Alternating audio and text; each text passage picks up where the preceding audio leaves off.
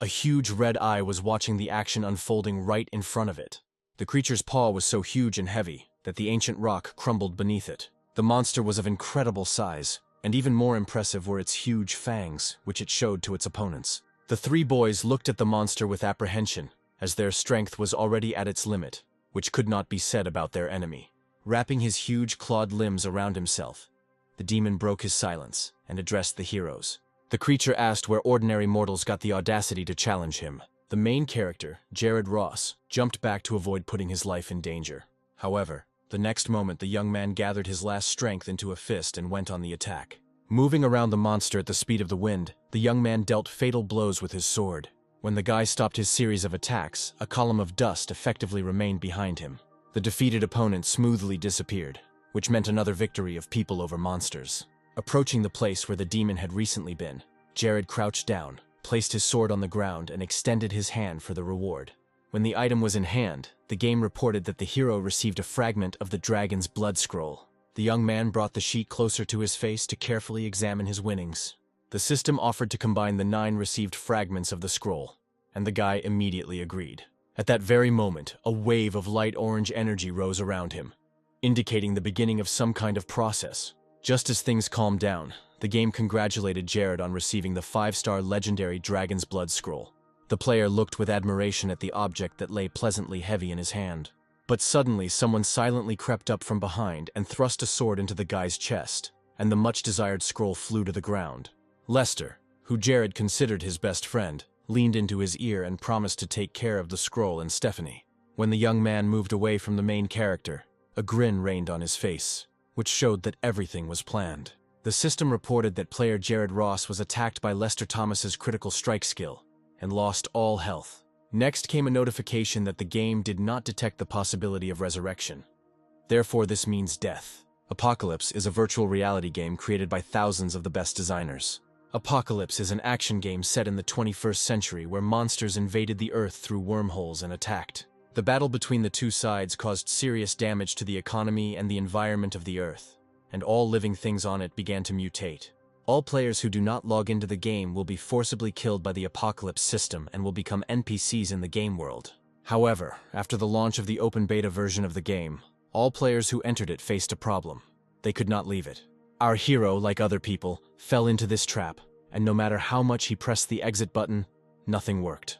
Those who found themselves outside the virtual reality began to dissolve into thin air. Jared was inside the gaming space for 8 whole years, bravely overcoming all obstacles. It all ended with him being betrayed so easily by his best friend and lover. And it was very difficult to accept all of this. Opening his eyes and jumping up on the bed, the young man was still in the moment of his murder. The radio announced that the gates of the Apocalypse world would open in 2 hours and 12 minutes. Picking up the calendar, Jared was surprised by the date August 25th, 2025. Opening the window, the young man thought that this was impossible, since at that time the apocalypse had not even been presented yet. After thinking for a bit, the main character came to the conclusion that he had returned to a time when the game had not even been announced yet. The player's mind flashed back to the last seconds of his life in the game, and he came to the decision that he had to make Lester pay. Turning on his laptop, Jared began searching for the divine talent cards that were scattered around before the game even started. In Apocalypse, the system will randomly grant all players a talent when they log into the game. Rare divine talents can only be activated by finding the talent card in reality. Sky Fortune released 10 of these cards, which were randomly scattered around the world. If the layout of the cards remains the same, then the one closest to the guy is on the roof of the tallest shopping mall in the city. In order not to waste time, and not to miss the opportunity to get such a valuable item, Jared ran to the point of interest to him. After some time, he climbed onto the roof, clinging to the protruding edge with the last of his strength. Seeing the map ahead, floating in the air above the platform, the young man realized that he was right in his conclusions. But suddenly, an unfamiliar male voice was heard from behind, expressing surprise at the presence of someone else on the roof. It was the owner of the last card in a past life, Alex Robinson, the heir to the largest real estate company. Our hero was not going to give up his opportunity to a stranger, and said that whoever succeeded first would be the one who would own the card. At that moment, armed men ran up to Jared from all sides and pointed their guns at him. The attackers were armed, and without any negotiations with the young man, they simultaneously pulled the trigger. Several bullets flew at the guy at once, leaving practically no chance of survival. However, the young man still decided to try his luck and rushed in the direction of the treasured map. Jared decided to hide behind a platform that had an item on it that would make the game easier to complete. Jumping up easily, the main character found himself behind the building and the bullets hit the concrete. The player glanced at the clock, which showed that there were 5 seconds left until the start of the game. Realizing that his chances of winning the prize were getting slimmer, Jared jumped up in the air, hoping to grab the card. Alex, who was against this development, shouted at the guy not to touch someone else's thing. But it was too late, as the young man managed to grab the artifact, risking his health. The protagonist glanced down and saw one of Alex's subordinates preparing to fire. The bullet flew out of the barrel of the gun and was already a few centimeters from the player's face. However, luck was on Jared's side that day, as the clock showed exactly 12 o'clock in the afternoon. A huge dark shadow of an unknown creature began to form over the city. A few seconds later, she was transformed, and now all the inhabitants of the metropolis could see an unknown person. He roared the start of the game, and the main character's body began to dissolve into space. The game, obeying the boss's commands, asked the guy if he wanted to enter the apocalypse. Without thinking twice, the young man furiously clicked on the item in the notification, signifying consent to enter virtual reality. The young man's movement into the game began instantly, and thanks to this, the bullets did not hit him. The system has reported that player data is currently being loaded. The movement of people began all over the world, and no one understood what was happening and where their comrades were disappearing to. One after another, city residents disappeared right from the streets, coffee shops, and computer clubs. An unknown being extended his hand and told everyone to go towards the world that was meant for them. The first thing Jared saw when he was transferred into the game was a huge orange eye that was watching the newcomer. The young man looked around and stared at the eye, not knowing what to expect from it. The place where the main character ended up was huge, and inside there were only rocks and a pyramid with an eye. Suddenly, in the place where the pedestal had recently stood, something flashed, and only a golden pattern remained there. Looking closer, Jared saw that in the center of the drawing was a divine talent card. The young man approached the object and began to examine it carefully, trying to figure out how to get the artifact. But everything turned out to be much simpler. You just had to stretch out your hand and the object would drop into it on its own. Our hero was infinitely happy that he was finally able to get his hands on a card that would give him a big advantage in the future. The system congratulated the player on being transferred to the apocalypse, and then a golden-haired girl descended from somewhere above on wings. The stranger greeted the young man and said that she was a unique gaming spirit for him. After which, the beauty congratulated Jared on receiving a rare divine talent card for her own use. This skill allows you to copy other players' talents. Cooldown is 1 hour. The system reported that there were 3 camps in the apocalypse: elves, beasts, and humans, and asked which one the player would like to join. The young man thought about it, since his future well-being depended on his choice. In his previous life, Jared chose the human camp without a doubt, but now fate has given him a second chance.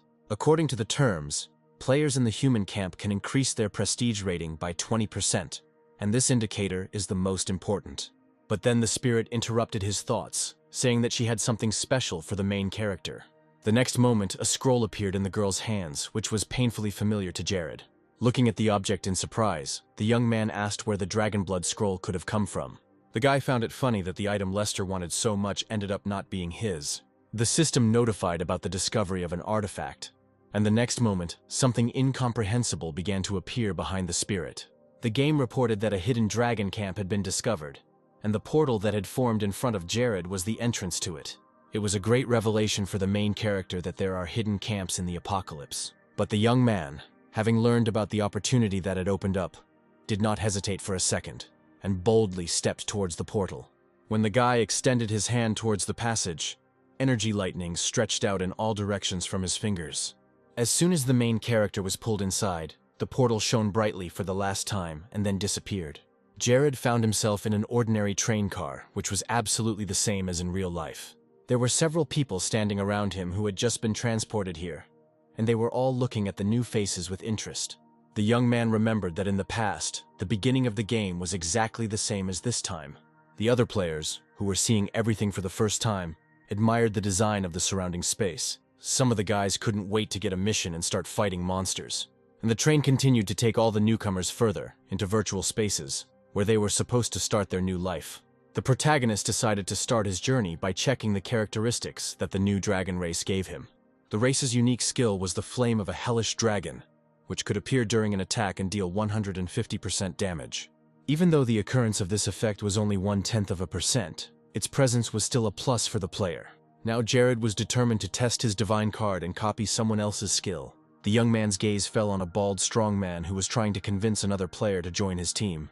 Extending his hand towards the stranger, our hero whispered to ask permission to borrow something from him. The guy placed his palm on his target's shoulder, after which he felt a wave of energy pass through his entire body.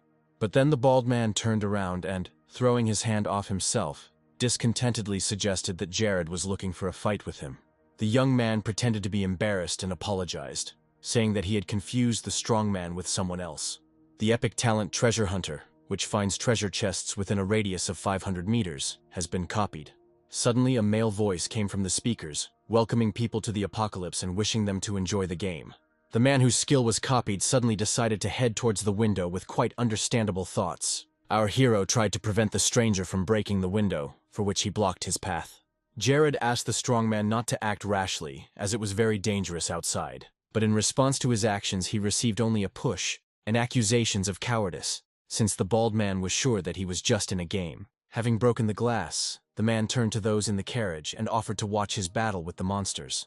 However, as soon as the player jumped out, he immediately found himself in the mouth of a huge spider, whose eyes glowed purple. The system reported that the player was killed by a monster and no longer has the ability to be resurrected. Everyone was horrified by what happened, and only Jared knew the consequences of the inexperienced newcomer's decision. When the panic in the carriage had died down a bit, the main character warned the other passengers that this was not just a game.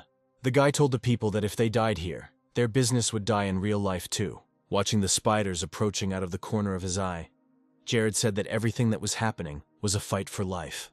A notification about the mission has arrived. Find a safe zone. Time to complete is 4 hours. Reward is the opportunity to revive. The young man, who had already been in a similar situation, reached his hand to the top shelf, intending to get some object. He remembered that in his past life, someone in the 7th carriage had used a safety hammer as a weapon. It ended up being a blue-grade weapon in disguise, made of cold and meteoric iron. Thanks to his hunter skill, Jared sensed that there was a treasure chest hidden inside the carriage. Having activated his special vision, the young man saw that the object of interest to him was located a few rows away. A few seconds later, the young man was already at the seats and bent down to check what he had found this time. The chest contained a dragon's breath potion. It was blue quality and was a fairly powerful weapon. The protagonist decided that it was time to go on the attack and activated his blade. Having flown out, the young man immediately cut down the monster that got in his way. The spectators on the train were amazed at the kind of dagger the young man used and how skillfully he handled it. Everyone knew that when surrounded by so many enemies, even if you have a legendary weapon in your hands, you have to try really hard. But despite all of Jared's attempts to reduce the number of competitors, they kept coming and coming. From the outside, it looked as if the young man really wanted to die and was attracting the attention of the spiders. But in fact, the main character had a plan, and he was waiting for the moment when all the monsters would gather in one place. The young man realized that the time had come and took out a potion from his inventory that was supposed to help him win the fight. After opening the jar, Jared announced that he would let the giant spiders try out the dragon's breath. Swinging, the guy threw the object towards the nearest monster, hoping for an effective result. The jar broke against the monster's jaws, and the liquid that was inside splashed in all directions. However, the next moment there was an explosion, and flames burst out in all directions, engulfing everything nearby. Jared started receiving notifications about his level increase, which brought a smile to his face. As a reward for eliminating the danger, the protagonist's inventory was replenished with 50 copper coins and a life potion. People couldn't believe that the guy was able to destroy all the enemies in one attack, and they decided that it was cheating. Jared made the decision that he needed to follow the map to the City of Hope and stuck to his plan. Suddenly, he heard loud stomping behind him, which meant that someone was following him and not hiding. Turning around, our hero began to look around and try to find the source of the sound. A few moments later, a man fell to his knees in front of the guy, begging him to save his daughter, who had been carried away into the forest by monsters. The young man thought about the request, since many players had disappeared in this forest. But there were many good things hidden there. But suddenly the one who had recently been human began to rise from his knees, and his eyes and mouth glowed red. However, Jared did not see this, as he turned towards the forest and went in search of the girl. Turning to the young man asked where exactly his daughter was, since it was difficult to find anything in the forest on your own. It was at this moment that the guy realized that there was no one behind him, and therefore no one would help him in his search. Not wanting to give up, Jared made the decision to move forward and take action as the situation presented itself. All this time, the main character was being watched, but he was unable to notice. In the end, the young man finally found the girl, who was wearing a yellow blouse, holding a lollipop in her hands and crying bitterly. Approaching her, the guy warned her that it was dangerous to walk alone in the forest, and then offered to take her to the village. Suddenly, a female voice was heard from ahead, the owner of which thanked the baby's father standing behind her. Jared looked in surprise at what was happening and the man who had recently begged for help, but now did not even approach his daughter. The woman's further words explained everything. She said that the man had brought her another catch. At this moment, the player received a notification about the mission. Rescue the girl, who needed to be returned to the City of Hope. The young man remembered that in his past life, many had stumbled upon this hidden quest while exploring the dark forest. Everyone who found this task happily took it on because of the experience and reward, and our hero was no exception. The opponent's hand suddenly began to transform. The fingers darkened and quickly stretched out. A minute later, a spider with a human body stood in front of Jared and asked him to stand still. The young man told the girl not to run away, promising to deal with the monsters and then take her to her parents. The young man began to activate his dagger in his hand, since he had no other weapon, and all hope was on it. Having jumped up, the main character ran towards his opponent, hoping to inflict at least minimal damage on her. But as soon as the dagger touched the monster's paw, the player realized that the spider had steel skin. A woman's laughter came from above, and she said that all the boy's physical attacks against her were nothing. Jared tried to run the dagger across the paw again, but it didn't leave a scratch on it. In order not to suffer from the actions of the half-woman, the young man jumped away from her to a safe distance. Suddenly, the spirit appeared and warned that the spider was a level 20 boss, and the young man lacked the skills to win. Looking back, the protagonist said that he was not going to leave here alone. Bowing, the girl warned that this was the only way to survive, and then asked him to do the right thing. But Jared wasn't going to give up that easily, so he moved on to the next attack with determination. The guy remembered that in the real world there was a video about a hidden chest nearby. He hoped that the box contained a book with a skill that would help him win. The main character activated the skill copied on the train and immediately unmistakably found the hidden chest. Spider-Woman appeared in Jared's path, but he didn't waste time on her and smoothly left the line of attack. Having run under the paws of the half-woman, the young man found himself almost at his goal. Turning around in surprise, the enemy realized that she was not the target of the attack now. When our hero found himself at the treasure, he immediately opened the lid to find out about the artifact that lay inside. Unfortunately, Spider was not going to wait for her opponent to gain an advantage and went on the attack. At that moment, Jared opened the chest and was convinced that he was right. The skill book, Lightning Chain, was waiting for him there. The skill released lightning that could bounce from enemy to enemy, dealing 200 damage. The young man immediately decided to test his new skills and attacked his opponents with them. Jared's first target was Spider-Woman, and he hit her right in the chest, which proved critical for her. A series of lightning bolts killed the villains one by one, and our hero emerged from the battle unharmed. For defeating the spiders, the guy received an epic weapon, a poisonous dagger, soaked in spider venom and poisoning the enemy. Approaching the little girl and taking her hand, the young man told her that he could now take her home. The town of Hope was crowded, so Jared held the girl's hand tightly so that she wouldn't get lost again. But one of the strangers in the crowd recognized the player and asked him about it and told his boss that he had found the man who had stolen the card. Alex Robinson stared at the kidnapper and ordered his men to keep an eye on him. When the guy brought the girl to her house, she thanked him for it and smiled sweetly and handed him the reward for the quest. It turned out to be the Ring of Talia, which increases luck by 55 points. Looking at the prize, Jared thought that in the game, the more luck the player has, the more generous the reward for the tasks will be. The main character's attention was drawn to a noise, the source of which was nearby. There was a boy there who was upgrading the weapons of the people who paid him a few coins one by one. Noticing the protagonist's surprised look, the player standing next to him explained that the Barker's talent is forging and improvement. At that moment, the master finished his work and to the admiring size, showed the result, a stylish and sharp sword. Jared decided that such a skill would also be useful for him, and he should try to get it. When the young man touched the stranger, the system notified him that an epic talent had been copied: forging and enhancement. The protagonist decided that he needed to immediately test his new abilities and took out the poison dagger. Having placed the weapon on the anvil, the player began to intuitively use the offered tools. He was able to level up his weapon to 15, and realized that he no longer had to worry about upgrading his equipment. The other players were openly envious of Jared, who had gotten a level 15 dagger, and an epic rarity at that. But then all the young man's strength disappeared somewhere, since thanks to forging the endurance scale reached a minimum. A spirit helper flew up to the young man and warned him that her master needed to go to the nearest tavern and rest. The tavern is a special place where players can rest and recuperate after a battle. Approaching the employee of the establishment, Jared handed him the money and said that he needed one room. As he walked into the room, the guy heard a couple of players discussing the completion of a quest in the dark forest and smiled contentedly. Lying on the bed, the hero decided that he needed to reach level 20 as quickly as possible, change his profession and become stronger. The young man intended to achieve all this so that his former best friend would pay for his betrayal.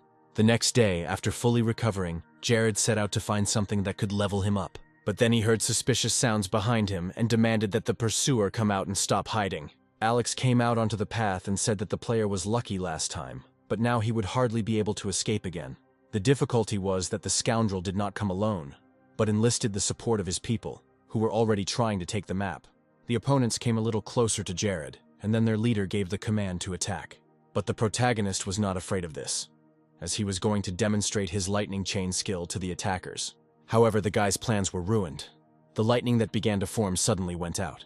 Looking at his palms, the young man quickly came to the conclusion that silence had been cast on him, preventing him from using skills. Alex chuckled and said that the card thief would not be able to use skills for 2 minutes, so he should accept his fate. At that moment, a strong man ran up to Jared and, swinging his arm, delivered his strongest blow to his face. But contrary to the expectations of the opposing team, the cheater's health bar only decreased by 3 points. The enemies were impressed by the level of equipment of the main character and therefore froze in fear, looking at him.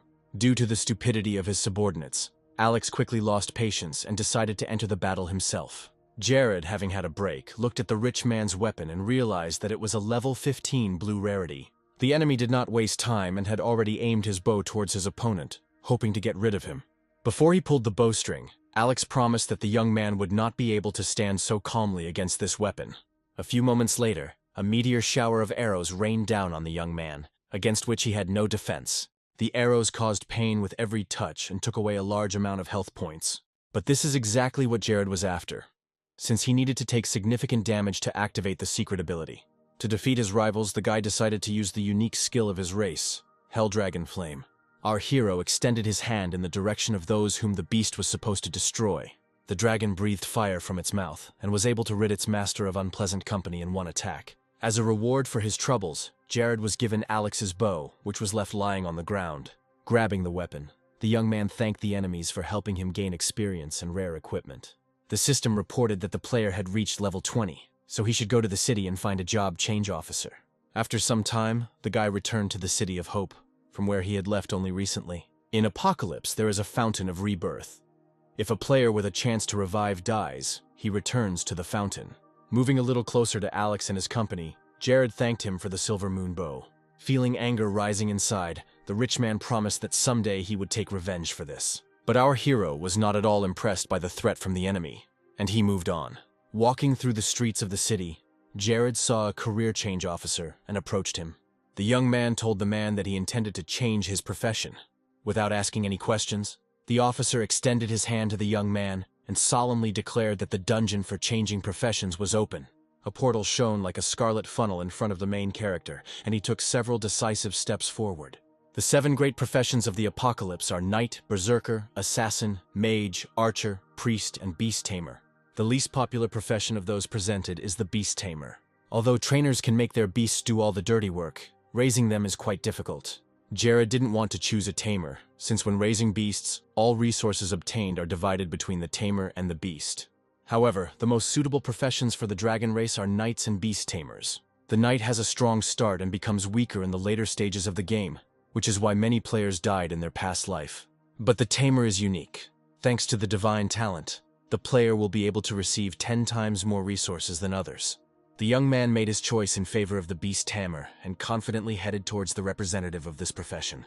Suddenly, a spirit appeared, who insistently demanded that she think over her decision again and make a more correct choice. But our hero rarely listens to anyone, so when the system asked a clarifying question about his profession, he confirmed his choice without a doubt. The game congratulated the young man, and then streams of purple energy formed around him. As a reminder of the choice he had made, a ring with a purple stone shining on it appeared on Jared's finger. When the guy returned to the game reality, the officer congratulated him on his successful change of profession. At that moment, a couple of friends passed by our hero, arguing over their failure in the City of the Dead.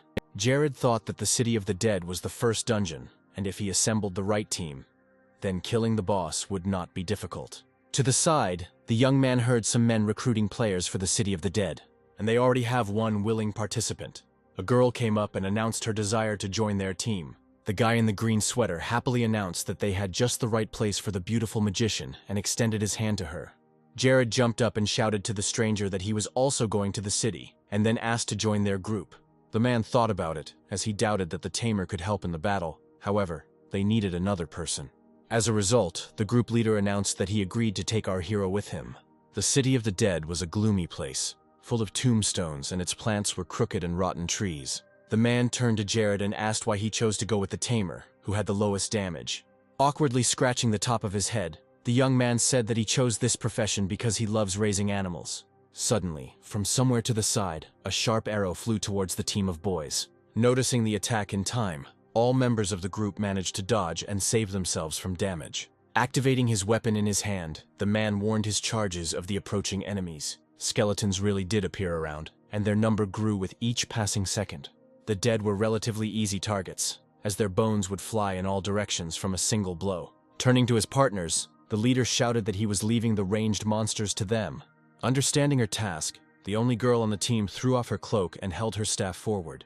The mage attacked the skeletons with fireball, destroying several monsters in one attack. However, the beauty left her back open, so one of the dead men was able to get to her from behind. At this point, Jared had already begun to use the skills that his beast tamer profession had given him. The guy summoned a flock of crows.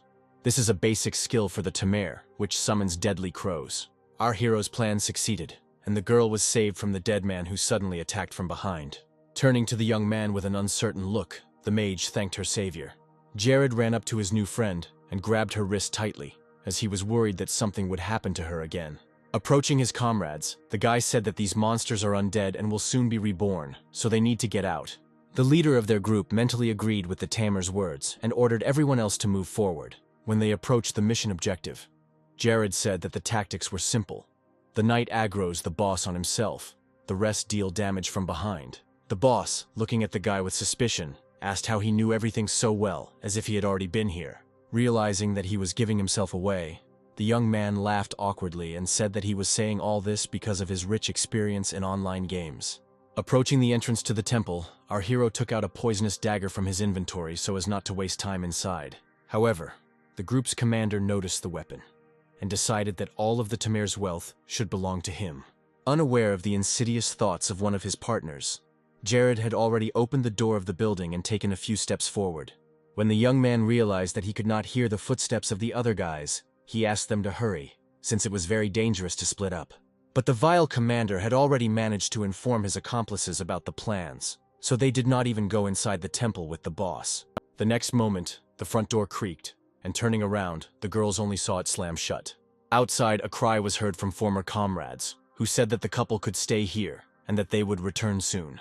Jared immediately realized that they just wanted to get rid of them, and then take the experience and reward for themselves. It was too late for the trapped players to escape, as the main evil of this quest had awakened. The villain, seeing that a pair of strangers appeared in front of him, immediately attacked them with an ice block. The protagonist instantly recognized the danger, and firmly grabbing the girl's hand, pulled her towards him, protecting her from the threat. Hearing a rumble behind them, the guys turned around, and the beauty thanked Jared for saving her once again. The system reported that there was a level 30th undead archmage in front of the mini-group. Rising into the air, the enemy cast a spell, which a moment later rushed towards the players. Based on his past experience, the young man guessed that they would not be able to withstand the boss's attack without a tank. Jared glanced to the side and suddenly saw 3 hooded heads sticking out of the floor. It turned out that the magician had used the summoning of souls, but it was not worth relying too much on them, since they would not last long. Summon Souls, a divine talent card that summons undead creatures to fight by your side for 5 minutes. Looking at his partner, Jared said that he needed just a little time. Having summoned the lightning chain, the guy said that he knew the weakness of this boss and hoped to defeat him without any problems. But the girl was not going to sit on the sidelines, so she decided to do everything to help the main character. She activated a multiple fireball and aimed it towards the villain. Based on his past life experience, Jared knew he had to get the gem from the Archmage's neck. This is due to the fact that the stone is the source of the enemy's energy and his weakness. Taking advantage of the fact that the dead man was busy, the young man decided to activate the Tamer's powers. He summoned a flock of crows and directed them towards the main boss of this mission. The monster tried to defend itself from the attacks of the birds, but it took him a lot of time. Our hero continued walking towards his goal, and jumping up, he aimed to destroy the stone that was sparkling right on the enemy's neck. When the young man finally reached the energy source, he immediately broke it, and the dead man instantly felt it. Jared's next step was to cut off the monster's head, after which the system congratulated him on his victory over the undead. As a reward for winning, the player received the Staff of Flowing Light, which had the skill Icy Wind Cry, unleashing a blizzard. Holding the award in his hands, the young man showed the staff to his partner, after which they both looked at the object in fascination. Suddenly, Jared grabbed the item differently and handed it to the girl. Seeing her surprised look, the young man explained that this was a weapon for a magician, and besides, without her help, they both could already be dead. The men who had been standing outside all this time realized that the battle had stopped and decided to go into the temple and take the trophies. But as soon as the traders entered, they were amazed to see two guys who had survived against all odds. Wiping blood from his cheek, Jared wondered what his former comrades expected to see here. But the leader of the opponents was not going to give up so easily and ordered his subordinates to attack. Since all three men were sure that the magician and the tamer were on their last legs, they rushed into battle without delay. Feeling responsible for his friend, our hero stepped out in front of her, wanting to protect her from danger. When the enemy was very close, Jared asked him why these three were betraying their comrades. In the player's enraged face, the guy saw his former best friend, Lester. Knowing that the chances of winning were slim, the young man grabbed his girlfriend's hand, which made her blush. However, this time Jared did it to copy the girl's unique skill that allows her to summon souls. The tamer's choice fell on a recently killed undead archmage who knew how to use ice magic. Pointing the monster at the men, the young man warned that the traitors had no chance in this fight. The head, slowly becoming covered with an icy crust, did not understand where the newcomer got such abilities from. The system reported that all three players had died, and none of them had a chance to be revived. But then Jared felt the strength leaving his body, and losing control of himself, he began to fall to the side. The girl immediately ran up to him and, after examining him, came to the conclusion that her new friend's stamina was at a minimum, and he needed to go to the tavern. The fainted young man had memories in his head of how he once took second place in a game. After which, being a child, he started whining and told his father that he was already tired of these games and asked to buy something new. Turning away from his son and walking to the window, the man declared that as soon as Jared could win it, they would immediately buy him the game. The boy's eyes lit up and he declared that in that case next time he would definitely be first. Taking the game in his hands, the man slowly walked towards the exit, and the hero thought that once he got here, he would never play anything new again. Having come to his senses and sitting on the bed, the young man tried to understand how much time he had spent on recovery. When he stood up and poured himself some water into a cup, he noticed a small letter on the table. As Jared read the short message, he found himself slowly smiling. The letter, which thanked her for saving her and explained that she had gone to look for her brother, was from Allison Wood. The girl also said that all the trader's things are in the storage ring and may come in handy someday. The guy immediately activated the inventory, and after looking at the items, he came to the conclusion that that group had killed a bunch of players. Jared decided that now he didn't need to worry about equipment at all. All that was left was to find himself an animal. Turning on the map, he remembered that in the northern part there was a dungeon where beasts up to level 40 could be found.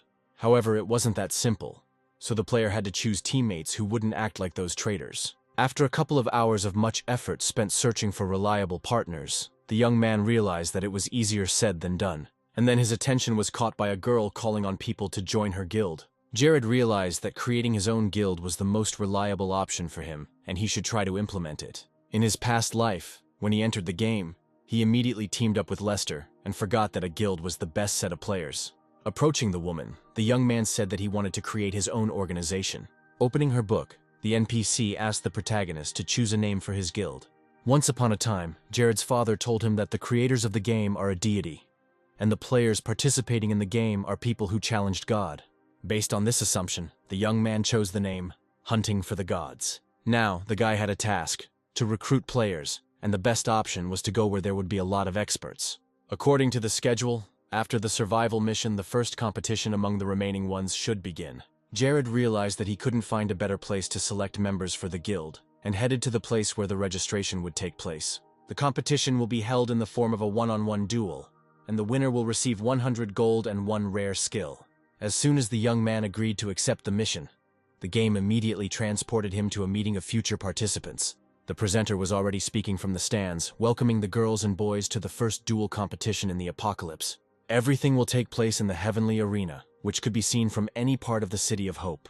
Jared stood among the other players, and while the host was talking about something, he tried to eavesdrop on their conversations.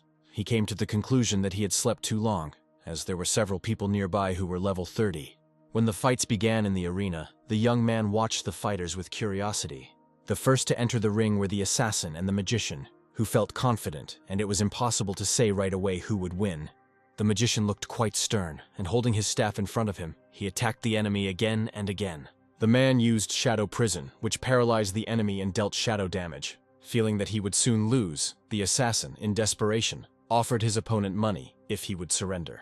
But the fighter didn't guess right with the offer, since money was not a priority for the magician at the moment. He thought that if only he had had $1 million some time ago, his company would have continued to live and not gone bankrupt. It was at the very time when the company was having problems that trouble happened to the people closest to him, his daughter and wife. Because of everything that happened, the mages who were now standing in the arena decided to start the apocalypse game. So now, after his opponent's offer, the anger in the man's soul stirred, and he said that he would never give up. The player delivered another powerful blow, which became decisive in this duel, and successfully advanced to the next round. Before leaving the arena, the magician shouted that everyone present would fall before him. Jared, who was watching the man from the side, came to the conclusion that he was quite good. The system reported that it had found a suitable opponent for the tamer, Joey Wilson. The young man realized that in his past life he had repeatedly encountered this name in the World Channel, which spoke of the power of his opponent. Wanting to meet the young man as soon as possible, Jared clicked on the battle icon. As soon as the guy entered the arena, Joey appeared before him, confidently declaring that it was time for the fight to begin. Noting that the enemy's HP level was lower, the knight suggested that our hero attack first. Looking at Jared tensely, the player repeated again for him to start the duel. Before starting the attack, the tamer asked not to look down on others, as the winner and loser had not yet been determined. As he drew his sword from its sheath, Joey said he respected his opponent's confidence. He was going to use Sword Guardian, which summons multiple sword souls, each of which can withstand 500 points of damage. The next moment, Jared was hit by the reflected damage of the skill and lost 200 HP. Our hero understood that if he wanted to inflict damage on the enemy, he first had to break through the 4 souls of the sword. However, Joey didn't care about his opponent's thoughts, so he prepared his weapon for another attack. Running up to Jared, the knight said that doubts give the enemy an opportunity to kill you. At that moment, the guy remembered that his inventory contained many useful items from defeated opponents. The young man chose the undead armor, which gave him the opportunity to not die if he received fatal damage. Feeling protected, Jared ran towards the enemy, as now his swords were absolutely not scary to him. Not yet knowing how the tamer had prepared for the fight, Joey declared that his opponent was finished. The game said that since the player used armor, he will not die, and in case of fatal damage, he will restore 10% of HP. 2 powerful forces collided in the arena, and neither gave in, so at one moment an explosion occurred. Joey was surprised that his opponent hadn't died from the reflected damage of the sword souls yet. Taking advantage of the knight's hesitation due to failure, the protagonist attacked and dealt him a critical blow with the poison dagger. The system reported that Jared had won the duel and congratulated him on successfully advancing to the next round. Approaching the boy, the tamer extended his hand and asked if Joey wanted to join his guild. With a smile, the former adversary asked for time to think, realizing that this decision had deep significance. When all the fights of the first round were over, the host congratulated everyone who had advanced further and announced the beginning of the second round. In the arena, 2 magicians were already preparing for battle, Allison Wood and the man who had recently defeated the assassin. The spectators, seeing the rivals, began to happily chatter, as thanks to the previous round, they could assess the strength of these two. The man, looking at Allison, said that he was not going to spare her just because she was a woman. But the girl was not going to waste time on empty chatter, and challenged the magician to show his abilities. Spectators began to approach the place where the battle between the 2 magicians was taking place, and watch them with interest. The rumor about the battle of the strongest wizards quickly spread through the crowd, and our hero also wanted to see it. Not wanting to waste time, Joey said that he would go to the gym, and if he needed it, he could write in the chat. Jared shrugged, thinking that his friend was an emotionless grind machine. Before leaving the game, the knight said that if the young man did not become a champion, he would later regret it very much.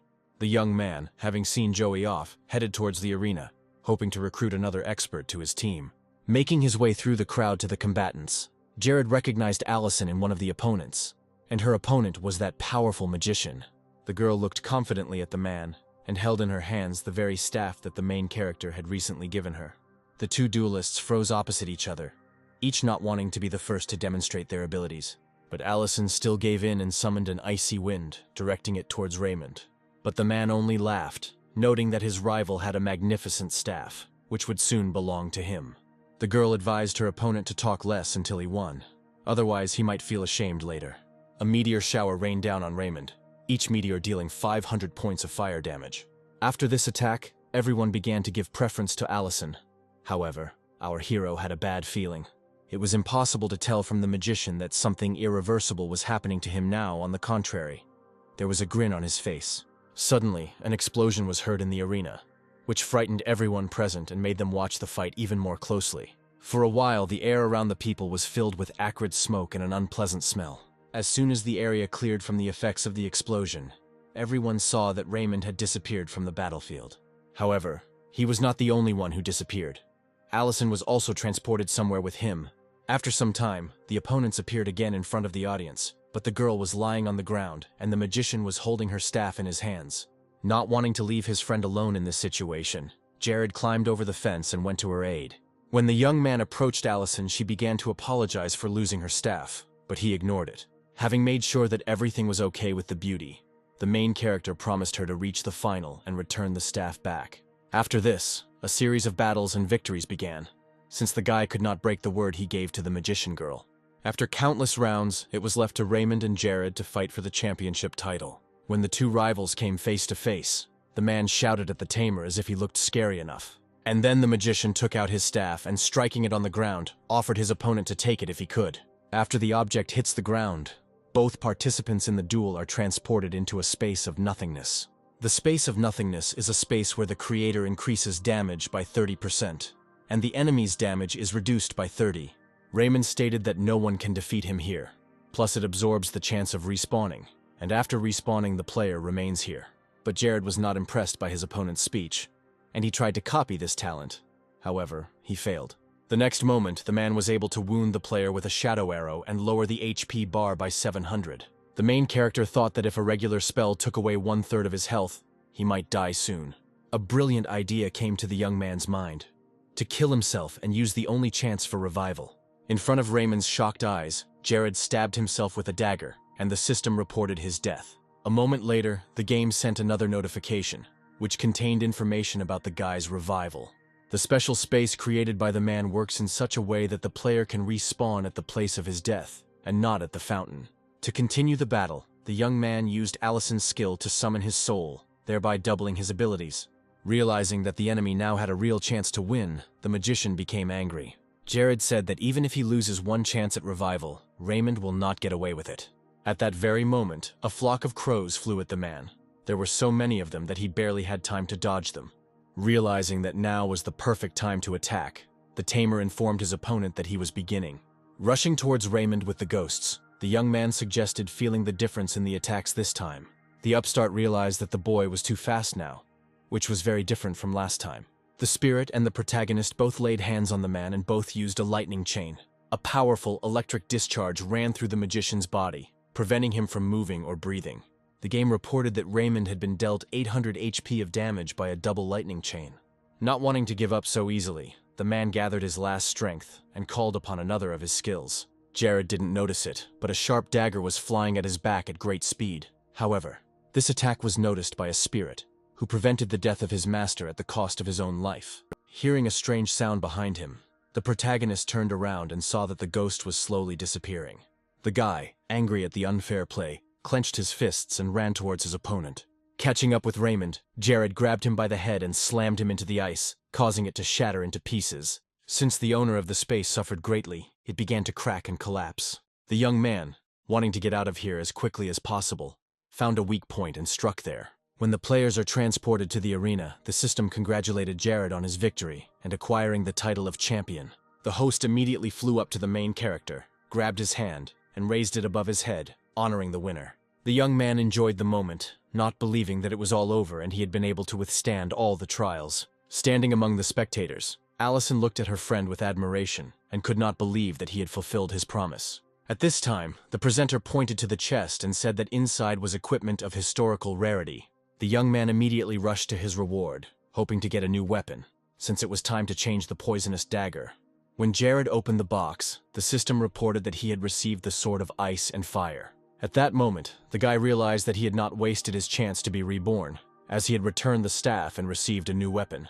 After placing the sword in the inventory, the tamer told the mage that they can't act as they please just because they are in the game. Jared spotted Allison from afar and made his way through the crowd of fans shouting to join his guild. Having given his friend her weapon, the young man suggested that she wanted to find her brother, to which he received a positive answer. After which the player decided to look into the menu and saw that more than 100 people wanted to join his guild. People started to gather around where Jared was standing and asking him to add them to his group. Not wanting to deal with the crowd of fans, the young man grabbed his girlfriend by the hand and ran away. When they were able to break away, the guy thought that the number of places in the guild was limited, so he couldn't accept everyone. Suddenly a stranger approached them and began to stare intently at the girl, and the young man covered her with his body. Looking over the handler's shoulder, Allison recognized Todd Martin, a friend of her older brother, and asked where her relative was. Bowing his head, the man said that her brother was busy with something important, and so he left him to guard his sister. Seeing Jared's uncomprehending look, the mage explained that she knew this man and could trust him. Trusting his friend, the protagonist told his new acquaintance that they were going to the dungeon tomb of the Dragon Crown. Putting on a serious expression, Todd said that he would go with them without further ado. After some time, at the entrance to the dungeon, the group was met by Joey, who congratulated the head of the guild on winning the title of champion. Smiling at the knight, the young man suggested moving into the cave since all the team members were assembled. However, none of the group noticed that they were being followed, and these people did not have the best intentions. When the squad entered the dungeon, a long and bright corridor opened up before them, and statues stood on the sides of the walls. Allison walked up to one of them and began to look at it with interest.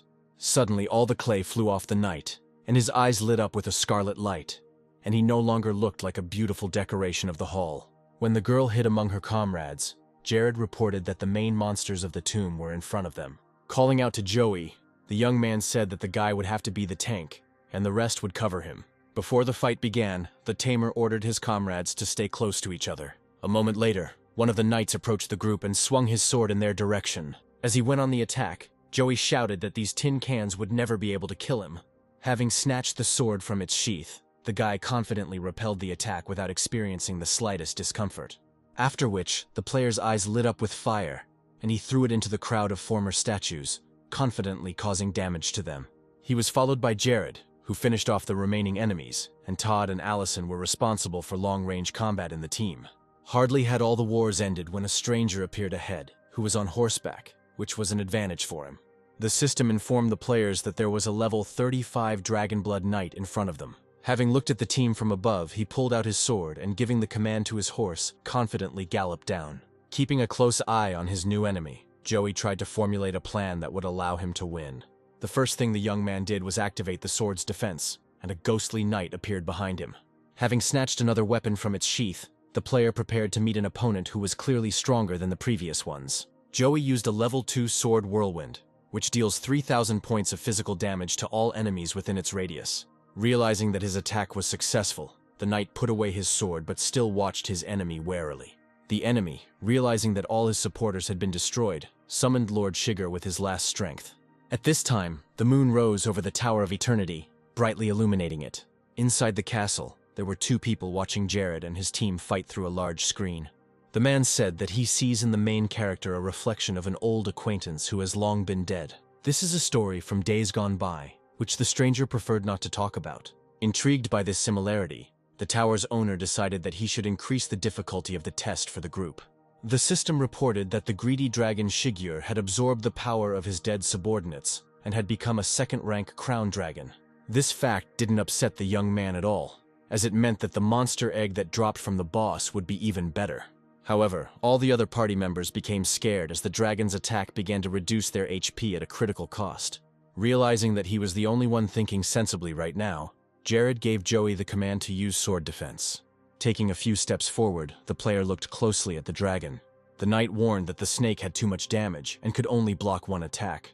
Thanks to his comrade's warning, the moment the dragon's breath ended, Jared was already ready to attack. Looking back, the tamer threw to Todd to shoot at the eyes, since this was the only weak spot of the bastard. The guy used Sleep Arrow, which was laced with sleeping pills, and stunned the target for 4 seconds. Even though the arrow only hit the beast's face, it still had a strong effect on it. Seeing the dragon weaken, Jared shouted to his team to attack it while they had the chance. Joey drew his blades from their sheaths again and prepared to attack his enemy. Todd covered him from a distance, trying to aim for the snake's weak points. Allison also entered the battle, wielding her staff, summoned the ice wind cry, and froze the enemy. At that moment, Jared jumped on the dragon and hit him on the head with his sword, leaving no chance for survival. The system congratulated the group on killing the greedy crown dragon, rank 2, and gave the winners a reward.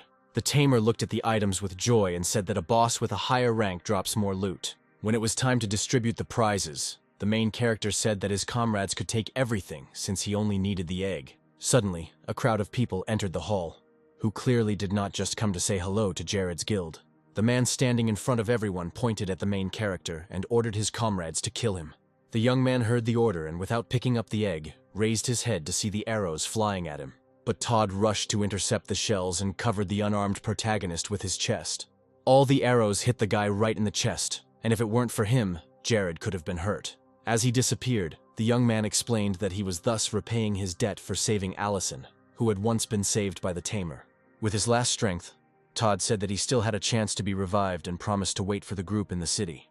Armed, Jared asked the attackers who they were and why they attacked from behind, like the last rats. And then another person began to approach our heroes, who had not been noticeable before, since he was in the shadows. This stranger turned out to be Alex Robinson, who promised that today the tamer would pay for everything he had done. Jared, touching his comrades, asked them not to interfere, as he had a personal score to settle with the impudent man. The young man cut his palm and held out his trembling hand. Blood from the wound flowed onto the egg, and as soon as it touched the surface of the object, it immediately began to shine with moonlight. A moment later, cracks appeared on the surface of the egg, and a ghostly dragon soared upward, immediately opening its mouth and roaring. Jared watched the events unfold, his eyes wide in surprise, wondering what to do next. Extending a bloody palm towards the beast, the player announced that he wanted to enter into a contract with it. In response to the offer, the beast silently extended its huge paw towards the boy's hand, and a column of energy burst out of the egg. When everything calmed down, in the place where the spirit of the powerful dragon had recently been, there sat a little boy who evoked tenderness. Our heroes looked at the result of Jared's labor with surprise, since no one expected to see a cub. In the opposing camp, there was also a momentary confusion about what was happening. But then Alex laughed loudly and began to convince everyone that it was possible to crush a dragon with one hand.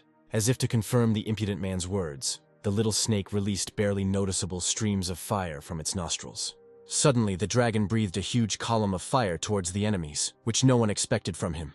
The health bar of the people in Alex's group began to drop sharply, since none of them even thought about putting up a shield. Only a few people managed to escape, and of some only coals and bones remained. The remaining enemies fled, urgently using means of transport, as they realized that they could no longer fight. When the danger was gone, the baby went straight into the arms of his owner, wanting to receive praise for his help. After moving the beast onto his shoulder, Jared said that he regretted Alex's escape because he would not give up on his quest for revenge.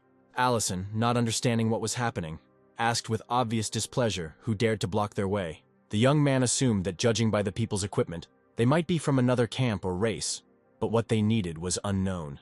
The sign that was on the clothes of the strangers also attracted attention and was quite memorable. Jared tried to figure out in his mind what such a symbol could mean, but nothing came to mind. When the group returned to the city, they were met by Todd, alive and well. The young man immediately noticed the dragon, which was on the tamer's shoulder, and rushed to examine it. The beast clearly did not like such abrupt movements, and he immediately tried to drive the stranger away. Suddenly, the game announced that due to the dragon's death, the world boss Golden Skeleton King appeared in Hope City earlier. Immediately after the notification, the sky above the settlement began to turn into a poisonous green funnel. Such changes in the world frightened even the dragon, who was shaking violently on his master's shoulder. A frightened Allison noted the monster's dramatic appearance and asked how strong it was. Not wanting to deceive his friend, the player reported that this boss was quite strong, and memories began to appear before his eyes. In his past life, the Skeleton King single-handedly destroyed half the city and killed almost 60% of the players. However, the new Apocalypse City will open only after killing this boss, and there the hero will be able to find Lester. Somewhere far from the City of Hope, a man laid eggs in front of the chief and reported that another dragon had been taken by a tamer. The stranger also reported that all this happened in Zone 886. Having let go of his subordinate, the man headed towards the hidden room, and lightly pressing on the door, entered inside. The room contained a collection of eggs, which were carefully arranged on several shelves. The system announced the arrival of the Golden Skeleton King boss, and asked the players to protect the City of Hope. The monster sincerely apologized to the dragon for being late, and then promised to avenge him and kill all the people.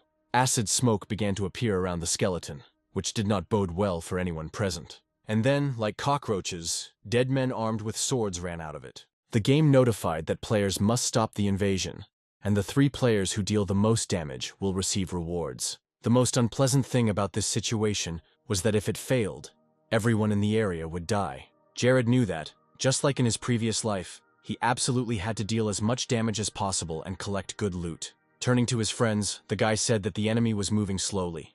They needed to keep their distance and use long-range attacks. Looking at the king, the main character said that if everyone listened to him, they would definitely win.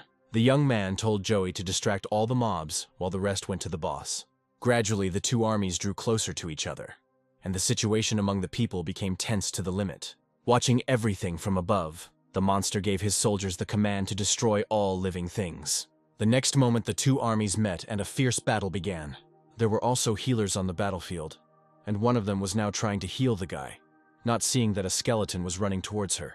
But the girl was saved by Jared, who cut the dead man to pieces, and advised the stranger to return to the city. After his words, the young man, under the watchful gaze of his savior, ran back to the king. The enemy did not lose strength, and additional forces from his side were drawn to the place where the battle was taking place. The protagonist told Joey to destroy the organized formations of the skeletons. The knight didn't need to be told twice, so he drew his sword from its sheath and threw it into the orderly ranks of the enemy. Skillfully swinging his weapon, the young man reduced the number of dead people each time. Not far from the battle, there were envious people who did not want Jared's guild to get all the reward. The head of the competitors ordered his subordinate to contact other leaders who would help resolve this issue. However, envy consumed the man from within, and he, closely watching the tamer, decided to summon a fireball. Feeling that he was being attacked, the young man decided not to waste time checking it out, but simply dodged with lightning speed. When the danger had passed, the player nevertheless turned around and, seeing a crowd of strangers, asked what they were doing. The man with the insolent eyes declared that he could not allow the God Hunt to take the world boss reward for themselves. Rolling his eyes in displeasure, Jared suggested that the dissatisfied ones go and take the prize with their own strength, since the boss was in front of them. While the heads of several teams were arguing among themselves, the boss took advantage of this and got as close to them as possible. The Skeleton King, swinging at the people, promised that he would send them all to hell. When the monster struck with its weapon, all the people closest to it were swept away by the shockwave. Only Jared remained standing, unable to understand why he was still alive. And then, seeing movement from the side, he saw the same girl he had recently saved from the dead man, and she covered them with her shield. Suddenly, Todd's cry was heard from the side, warning his miss of danger. Hearing her friend, Allison tried to run away, but realized that her feet were stuck in the ground. At this time, the king began to approach her, already holding a sword and about to attack a new target. Realizing that he didn't have time to come to his friend's aid, Jared shouted to her about the danger, as if that could change anything. The monster's face was already next to the girl, and it seemed that only a miracle could help her. But suddenly the weapon, which was rushing towards the victim's body, was stopped by a counterattack. The Skeleton King was resisted by an unfamiliar young man who stood right in front of him without any fear. Looking at the enemy with fury, the boy ordered Allison to run away and leave this monster to him. Noticing the man about to fight him, the skeleton laughed and said that he could not win. However, this statement did not frighten the stranger, and he asked the monster to show him all his power.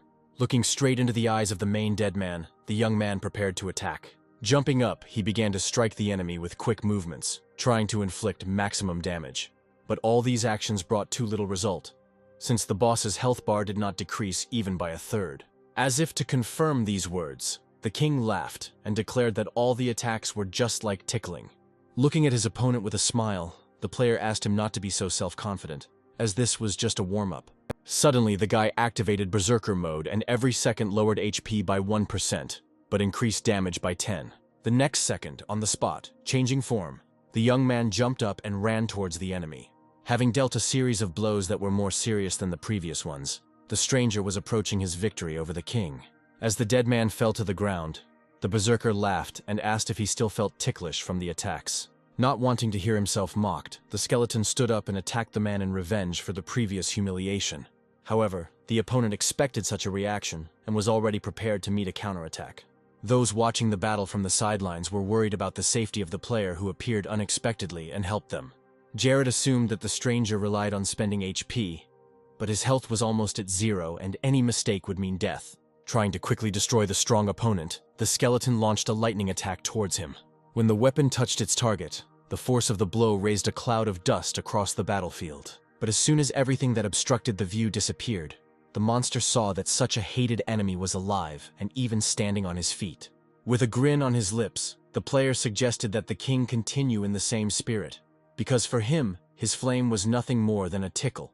The secret to the stranger's success was his use of a skill, Immortal Body, which made him invulnerable for 1 minute. Taking advantage of the opportunity, the young man paused and decided to think about his battle tactics. Jared was impressed by the guy's strength, since not everyone can stand up to the Skeleton King alone. Having come to some conclusion, the berserker raised his weapon and grinned eerily. The next moment, the stranger jumped up and shouted to the enemy that it was now his turn to attack. The young man flew up and rushed towards his opponent, pointing his sword in his direction. With a well-timed attack, the player cut off the king's head, which meant victory and the salvation of the City of Hope. After making sure that there was no more danger, the boy deactivated the berserker state. As a reward for the victory, the guy received the Ring of Undead, which increases all characteristics by 10 points. The skill was Death's Power, which meant that every kill of a player would increase the attribute by 50%. When the protagonist thanked the stranger for his help, he replied that he did it only for Allison's sake. As if to confirm these words, a girl immediately ran past Jared, brushing his face with her hair. The magician hung on the guy's shoulders and, calling him brother, asked where he had been for such a long time. After patting his sister on the head, Kevin said that he was okay, and then offered to let her take the ring she had won. The system congratulated the players of Zone 886 on protecting the city and announced the opening of the demonic tower. Moving towards the chest that appeared, the berserker told the others to follow suit and get their well-deserved rewards. In the box, the players found the Golden Soul armor, belt, and bow of the undead, which they distributed according to their professions. Allison took the golden cloak for herself, and Jared the boots, which increased her movement speed by 100%. Once everyone had sorted out the rewards, they were transported to a new city that they had yet to explore. Everyone was delighted with what opened before their eyes, especially the height of the towers. Jared remembered that the Demon Tower had 100 floors, and only those who passed it would be able to move on to the Ion Tower. In a past life, during the 8 years of the apocalypse, our hero was able to go only 50 floors, since the monsters in the tower are dangerous. Looking a little further, the young man saw the Ion Tower, and he became interested in what was actually there. At this time, the man who was watching the players who had passed through the portal let out a satisfied breath. He was on the top floor of the Ion Tower, watching the events unfold from the window. The stranger informed the girl standing behind him that the real game was just beginning. People ran past our heroes, hurrying to the tower, as it was supposed to close in a few hours. Jared said that the tower opens every 7 days, and they should try to get through a few floors now. After receiving consent, the young man touched Kevin's shoulder and led him in the right direction. In fact, the young man copied the player's divine talent, Immortal Body, with his action. Demon Head is a solo dungeon, and for a while all party members will have to split up. The first to go inside was Joey, who used every chance to increase his level. Jared thought with displeasure that as soon as his friend found a place to fight, he immediately went in that direction. But quickly dismissing such thoughts, the young man suggested that the remaining boys follow the knight's example. Allison, being a mage, takes longer than others to pass the tests on the first floor. Joey, Kevin, and Todd confidently approached the end of the 3rd floor, killing all the monsters in their path. The one who got the furthest was Jared, who had just finished the battles on the 5th floor. As a reward, he received wild boar boots, gloves, and also upgraded his level to 40. When the young man was on the 7th floor, he easily destroyed all opponents, which could not but please. But then the main boss of this floor began to appear on the battlefield, who looked stronger than all the previous enemies. It was Warrior Sin, level 55, who was unhappy because Jared had disturbed him during lunch. Warrior Sin is the commander who led the demons during the invasion of the city, but after the failure, he was imprisoned in the tower. The young man was surprised, since he was supposed to meet this monster only on the 15th floor. Before the attack began, the warrior said that his opponent would have to become his lunch, because due to the noise he had to let him through. The first to attack was Dragon Arksar, who used the breath of a black dragon. This only caused laughter from the demon, who said that such a light would never harm him. These words left the main character dumbfounded, since he had no other trump cards. Realizing that there were less than 3 minutes left before the tower closed, Jared drew his sword and attacked the monster. However, the warrior was much stronger than the guy, so he repelled the attack and hit him in the stomach. The game sent a notification that the tower would close in 10 seconds, and all players would be moved out of it. Taking a second to catch his breath, Jared tried to understand why this opponent had become so strong. Realizing that he was about to disappear, the player pointed his sword at the demon and offered to show him everything he was capable of. This provocation angered the monster, and he, raising his weapon above himself, ran towards the guy, shouting, "Die!" But when the warrior reached the place where the opponent had recently stood, only a slight glow remained of him. When the young man returned to the gaming space, he sighed with relief, as he understood that he was a second away from death. Everyone was already at the meeting place except Kevin, and this fact made Allison very worried. Todd tried to calm the girl down and said that his brother might have urgent business, so he left without waiting for them. Looking down thoughtfully, the beauty expressed hope that her comrades were right in their assumption. The game notified about a new task, Guild War, which will be in the City of Origins. The reward for victory is a teleportation device. If you put a teleport in a good place, you can do nothing and collect taxes for using it. Jared also thought that such a reward would help him find Lester faster. Looking carefully at his team, the main character said that everyone should have a good rest before the new battle. Before parting ways, the guild members agreed to meet here in 4 hours to go on a mission. As Allison and Joey moved away from the group, the tamer approached the remaining 2 and offered to join the guild. Rose was clearly delighted with the prospect and immediately agreed to join Jared's team. Todd, a little flushed with embarrassment, also agreed, saying that he still needed to protect Miss. Smiling at the new members of his guild, the young man thanked them and said goodbye. While going about his business, the protagonist thought that since all the positions in the guild were occupied, it meant that they should win this war. Kevin didn't understand why he wasn't being transported to his comrades, since the time allotted for completing the tower was over. Raising his head up, the guy saw a male figure that he had never noticed anywhere before. A masked man appeared, holding a naked sword, and then told the berserker that it would be better for him not to come here. Tongues of acid flame began to appear around the stranger, and cutting the air once with his sword, he headed towards Kevin. The young man, not wanting to show his fear, asked the enemy who he was, an NPC or a player. Running sharply towards the berserker, the stranger said that both options were incorrect, and it was not at all necessary to know the correct one. Feeling that he was facing a strong enemy, the boy decided to activate the immortal body skill. The man, hearing what abilities the player was going to use, widened his eyes at him in surprise. At that moment, the sword was already a couple of centimeters from the young man's neck, but he didn't even try to dodge. Suddenly, the enemy made a sharp dash in the opposite direction and found himself far behind Kevin.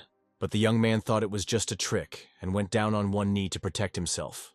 However, the attacker no longer had plans to attack, as he heard familiar words from the player. Looking sideways at the young man, the man thought that before him was the owner of divine talent.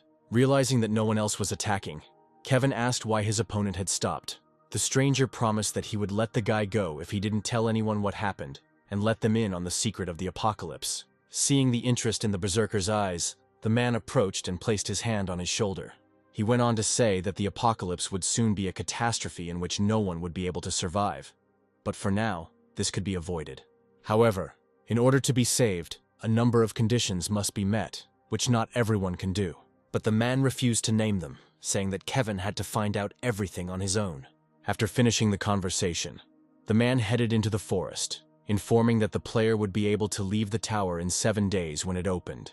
Looking after the mysterious stranger, the boy thought that he had committed the attack after learning about the divine talent.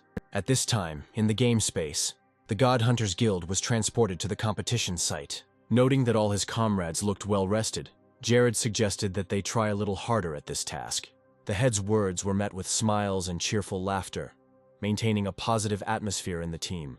Players who die on a mission will not lose their chance to respawn or get equipment, but will have their crystals taken away as payment for this. The event will last for 4 hours. The guild with the most crystals guarded by monsters will win. Before entering the competition, the team decided to develop a strategy to follow. Having activated the virtual tablet in his hands, the young man prepared to write down the main points. Jared said that since they were outnumbered, they needed to split up and capture as many points as possible. The next moment, there was no one near our hero, as everyone wanted to quickly take their positions. Having reached the places where the crystals so necessary for victory were located, the guys began to destroy the enemies. One by one, the points were cleared, and the team members simply remained in these places to protect themselves from the rest of the guilds. Jared was informed by the system that he had captured a level 3 water crystal mine. The young man looked with interest at the creature he had just destroyed and forgot about controlling the area. Allison walked around the cleared area, trying not to miss a single rustle. However, the third-ranked Gate of Communication Guild was already watching her nearby. Their leader watched the girl with narrowed eyes, and then said that every god hunter mine was weakly protected. Having decided to take the caves captured by his rivals for himself, the man gave the command to his subordinates to attack. Jumping on top of Allison, the attackers announced that where they were coming there was no place for outsiders. One of the guild members summoned tree roots that wrapped tightly around the girl and prevented her from moving. Wanting to get rid of his rival as quickly as possible, the man ordered his comrades to kill her. Hearing what they were going to do to her, the girl looked at the speaker with hatred, mentally wanting to destroy him. At this time, Jared was attacked by a huge monster with huge fangs hanging from its mouth. But then a distress signal came from Allison, which the players agreed to use only in emergency situations. The young man immediately realized that his friend had been attacked and was in mortal danger. The player was distracted by a notification from the girl, and suddenly another creature appeared behind him. Taking advantage of the fact that the man did not see him, the beast attacked him from behind, spewing icy breath from its mouth. However, Jared did not completely lose control of his surroundings and heard suspicious sounds. Arksar, who was sitting on his shoulder, turned around and used Dragon Flame. While the pet was dealing with the enemy, our hero put on the golden boots for speed. Looking at the animal, Jared declared that this place would now be under his protection, since he needed to leave for a while. After making sure that Arksar understood him, the tamer took off, since every second of delay was dangerous for Allison's life. The stranger regretfully announced that he would have to kill Allison. Suddenly he heard a strange sound from the side and had to turn his head. Upon seeing Jared, the entire guild rushed towards him with the desire to finish off the scoundrel. But our hero was better than his opponents, and instantly scattered them in different directions. Wanting to avenge the attack on his friend, the Tamir prepared to fight the leader. With a loud crack, sharp snags emerged from under the ground. The enemy boss growled and promised to kill Jared. However, our hero easily eliminated the dangerous trees and prepared for battle with the man. The next moment, the young man ran up to the enemy and pierced him with his sword. By eliminating the warring guild, the player received 500 crystals. Walking up to Allison, Jared looked at her tenderly, and then checked to make sure she was okay. A male voice was heard from the side, admiring the romantic scene. Suddenly, Ron glanced at the girl and said that he was glad to see her. The impudent fellow nudged our hero in the shoulder and declared that Allison belonged to him. Not wanting to listen to nonsense, Jared took his friend by the hand and led her away from the madman. Ron threw back at the couple that if the tamer beat him in a duel, he would receive 10 third-level mines. The young man angrily asked the impudent man to leave before he got hurt. The guildmaster of the despised heroes was dissatisfied with the neglect towards him, and used tenfold speed. Worried more about Allison than about himself, the hero hid her behind his back. Attacking, Jared said that as soon as he destroys Ron, he will immediately take on his guild. But then the young man realized that he had overestimated his strength. The tamer's chest was cut by the opponent's sword with an unpleasant sound. Smiling, the man said that the boy could not compare with the legendary talent. Not believing what she was seeing, Allison felt her heart begin to beat wildly with anxiety. But the enemy didn't take into account that Jared had something better: divine talent. The pain did not stop the young man from getting rid of the blade. Ron screamed in disbelief that no one could escape his sword. Looking at his opponent with a predatory look, the tamer said that he wanted to see him without his legendary talent. The leader of the scorned heroes couldn't believe that his opponent was still alive. The thought flashed through the man's mind that this was just an illusion. Ron turned around and hysterically called for help. Seeing that they obeyed him, he gave his subordinates the command to finish off Jared. The tamer realized that the impudent fellow had originally planned an ambush. In response, the player furiously yelled at the guy to shut up, since he was going to die today anyway. The enemy guild began to activate their skills, but the young man was only happy about this, as he hoped to get more crystals. All the attacks were aimed at Jared at the same time. However, appearing from behind the smoke, he only laughed and suggested that they continue. The opponents did not understand where such a monster, whose body absorbed all damage, came from next to them. The tamer grinned and announced that it was his turn to attack. The entire space around was filled with a river of fire.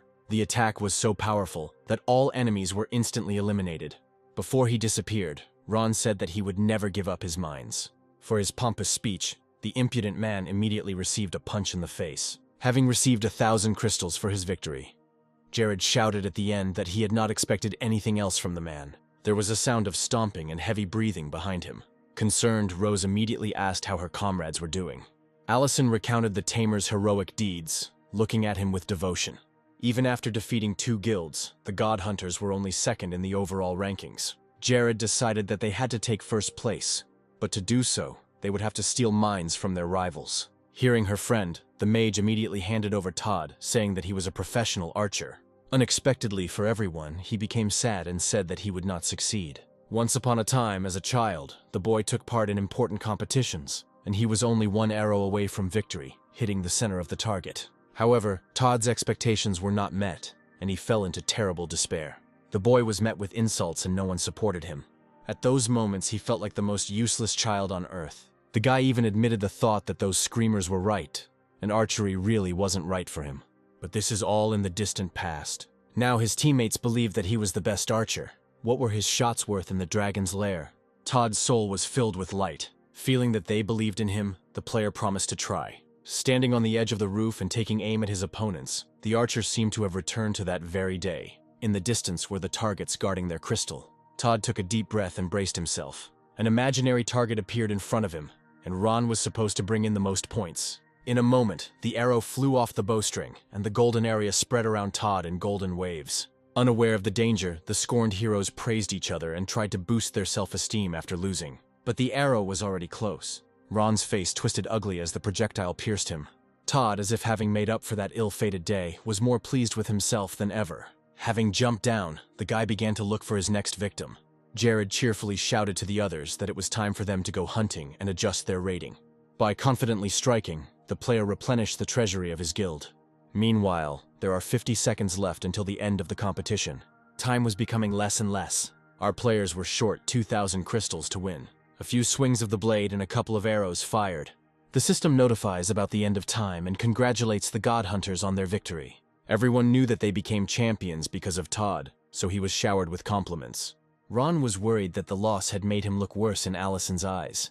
At this time, the prize for the winners was already smoothly falling into their hands. Everything inside the chest was incredibly beautiful and sparkling.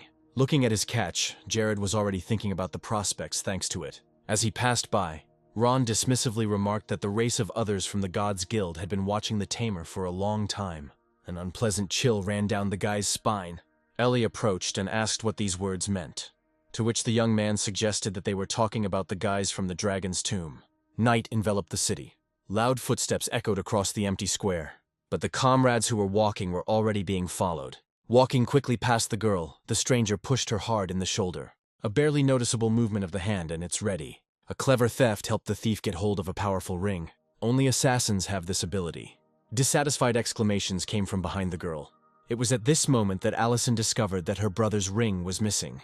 A loud stomping sound ahead made all the friends turn their heads. Quickly understanding everything, Jared gave the command to grab the stranger. But she turned out to be more agile, and accelerating, she jumped onto the building. Glancing slyly at her pursuers, the girl began to disappear into the teleport.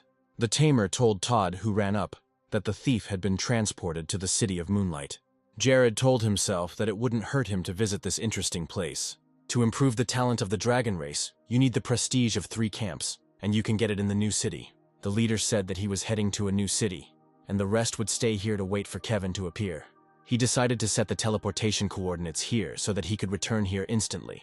An order to the gatekeeper, and Jared is pulled into the portal. Unexpectedly, the guy was charged 100 gold pieces for moving to a new city. This amount of tax came as an unpleasant surprise to the player. But these thoughts were quickly discarded, as a plaintive cry for help was heard from behind. The little pink toy lay sadly on the ground. At this time, her owner tried to defend herself from the thugs. The man smiled predatorily and asked why the girl had sat down, since she had recently been trying very hard to run away. Preparing for the attack, she covered her head in a feeble attempt to protect herself. But then the sound of metal clanging against metal was heard above the girl. The aggressor shouted at Jared angrily that he didn't understand who he was dealing with, but the tamer said that no one should hurt the girls. One swing and the opponent's sword flies into pieces. This frightened the enemy, and their commander gave the order to retreat. The men ran away with such speed that it was definitely difficult to catch them now. When Jared approached the girl, she admitted that she stole items from the boss from those guys, which is why they were chasing her. The guy was surprised and asked who these people were. The stranger reported that these were members of the Guild of Gods, and they were keeping everyone in this city in fear. And then the puzzle in the tamer's head came together. He realized that these were the same people in the tomb. Turning around, he waved to the girl and advised her to go to a safe place. But Jared immediately realized that he now had a tail. Looking into his eyes with devotion, she said that she was scared. Rolling his eyes in despair, the young man waved his hand at the girl. In response, the little girl introduced herself as Arya and promised to be useful. When the partners got to the hotel, Jared sadly had to pay for 2 rooms. Having brought the girl to her room, he waved goodbye to her and went to his room.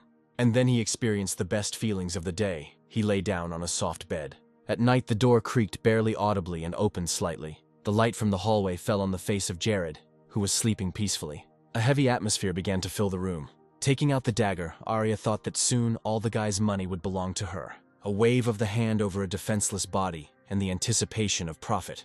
The attack and a feeling of disappointment overwhelmed the traitor, but she was not going to give up and prepared herself for a new blow. Suddenly, Jared jumped up from his seat and, screaming about the idiot Lester, tried to hit Arya. Having run to a safe distance, the girl put her hand to the burning place of the blow. Turning to the young man, she justified her presence in his room as a nightmare. Pretending to believe her, the tamer offered his friend to sleep here, promising to look after her. However, the guy was not going to forget what was happening, and intended to follow the guest. When morning came, our travelers set off further. Arya led the guy to the church, where, according to her story, the members of the Gods Guild hid. But then a stranger crept up behind her and looked at her appraisingly. The boy extended his hand to the girl with unknown intentions. But then Jared turned around abruptly and recognized his former friend. Since the tamer called him by name, Lester's shock immediately showed on his face. Rage flared up in the young man's chest, and it resulted in the traitor receiving a punch in the face and a request to mind his own business. Lester flew back and knocked down everything in his path. Realizing that he had a strong opponent, the player stood up as quickly as possible. The guy angrily asked how Jared dared to hit him. Arya looked at her partner with concern and asked him not to provoke the opponent, as he was very dangerous. But the player said he didn't care at all. The tamer thought that in his past life Lester was a traitor, and in this life he mocks the weak. At this time, the enemy used the concealment skill to attack. There was only rage and a desire to finish off the stranger in his eyes. Assassin's concealment makes the player invisible and hides their scent, allowing them to deal damage from a blind spot. Jared tensed, as he would have to be more careful. The player experienced a moment of fear. In his past life, Lester relied on this same skill, so history repeats itself. A friend who was not a friend. Wild pain in the chest, the last breath and death. And this time, this cannot be allowed to happen. Came through Lester to die at the hands of Jared. The main character had no intention of giving his former friend a chance to win. The traitor did not understand how the enemy knew his next move. He didn't know that his every move had already been studied by the tamer several years ago. Jared suggested testing whether Lester was strong enough to kill him. The assassin thought he had stumbled upon some madman. Swinging his sword, the young man shouted that the enemy was going to hell. But then something unexpected happened. Lester felt a wild sense of confusion and fear at that moment.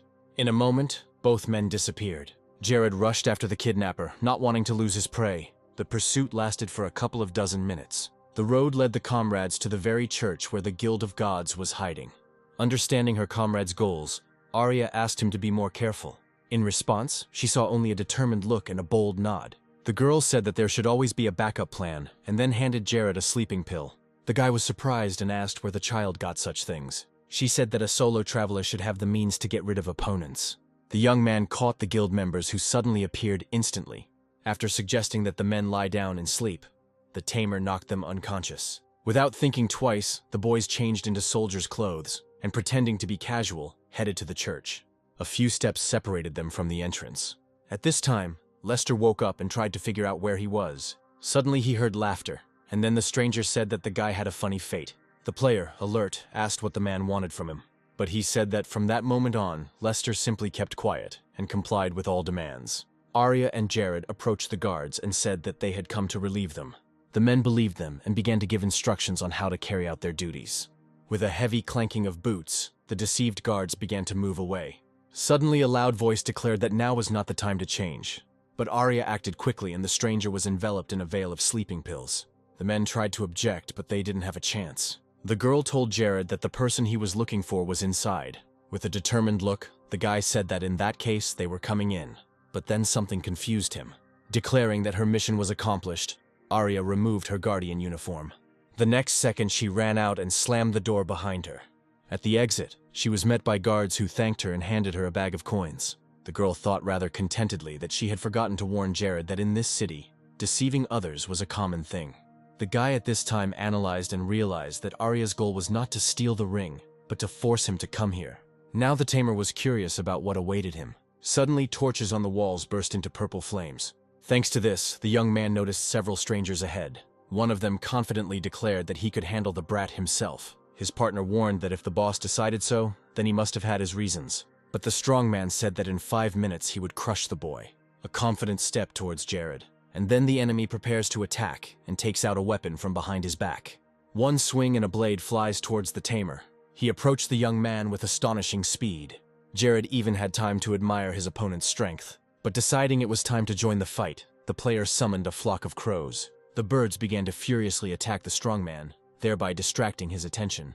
The young man watched this with satisfaction, realizing that after improving the skill, the number of crows had doubled. However, the red-haired one quickly overcame the obstacle. The opponent shouted that it was impossible to defeat him with such skills. The enemy tracked all of Jared's movements and attacked without stopping. Our hero decided to change the sword's attribute from flame to ice. The boy hit the floor, covering it with smooth ice. Cursing, the man looked at the landing site with frightened eyes. Feet slid on the slippery surface. A headbutt on the floor knocked out the opponent. All the strong man could do now was look at the stars before his eyes. The remaining guild members decided to help their partner. The blonde rushed forward, activating his skill. The protagonist's legs were wrapped in white bandages like a spider web. In a moment, the guy's entire body was immobilized. The second man summoned a wall of bone spikes and commanded them to grow. Jared knew that if he didn't regain his ability to move, he would crash into the spikes. The only way out was to summon the dragon. Arxar instantly appeared from the portal, preparing to defend his master. For his rivals, the boy's possession of such an animal was a surprise. The dragon immediately attacked the members of the Gods Guild with a river of fire. The enemy had to admit that he had not underestimated Jared. Taking advantage of the fact that the blonde's attention was drawn to the lizard, the player immediately attacked him. The boy said that he was too strong for a man, and it was better for them not to fight anymore. Jared patted Arxar on the head and congratulated him on reaching rank 1. The opponents knew that their target was stronger, but they would have to fight, as the boss left them no choice. Armed, the 3 men ran towards the tamer with victorious cries. Realizing that the opponent had the numerical advantage, the player activated the immortal body. Shock showed on the red-haired man's face. With the support of his beast, Jared began to confidently attack his enemies. There was no room for doubt in the guy's soul. After a few minutes, the fight was over in favor of the tamer. But then another unknown person appeared on the battlefield. He gave the order to his men to move away. The strong man tried to ask for another chance, but in response he received only a furious look and a repetition of the order. Feeling pain all over their bodies, the 3 losers began to rise from the floor. As they left, the men threatened that Jared would be in trouble at the next meeting. And then the boss of these guys suddenly said that he was glad to meet the main character again. He suggested that this wasn't Jared's first apocalypse. A swarm of different thoughts swirled in the young man's head, but outwardly he remained unperturbed and pretended not to understand what was being discussed. The head asked to stop the performance and said that everything became clear from the guy's actions at the beginning of the game. Realizing that Jared was in an aggressive mood, the man said that he had a business proposal to work together. As a reward, the tamer will receive better equipment and riches, but if he dares to refuse, he will never leave here alive. The young man warned that if all the wealth was obtained through the misfortunes of innocent people, then he would refuse. At that very moment, 2 dragons rushed towards the hero.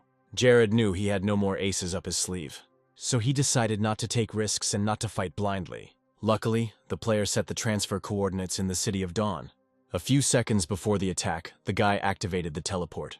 The arch shone among the ice and fire. The stranger, watching his enemy disappear, thought that next time he would not let him get away. Turning around, he said that Jared wanted to kill Lester because he was a reincarnator. The boss said that most likely the tamer will take revenge for his past life. Panic began to choke the assassin, as he understood that no one would let him go just like that. Coming closer, the blonde man suggested that Lester kill Jared first. This player was driven by the desire to gain power over all living things in the apocalypse. Once safe, the young man was able to breathe a sigh of relief. The guy couldn't understand how that stranger knew about reincarnation. But then an assistant appeared and said that the player needed to rest. At the tavern, Jared chose the quick recovery service for 20 gold.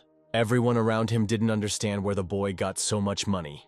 At this time, Ellie and Rose were trying to figure out where their friend had gone. Suddenly the girls heard a guy's voice from behind, who declared that he was safe and sound.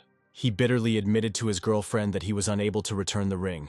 Jared said he asked Todd to find out something about the thief. Quick footsteps were heard nearby. A shooter appeared from around the corner and announced that he had some bad news. Todd said the stolen ring would be auctioned that night.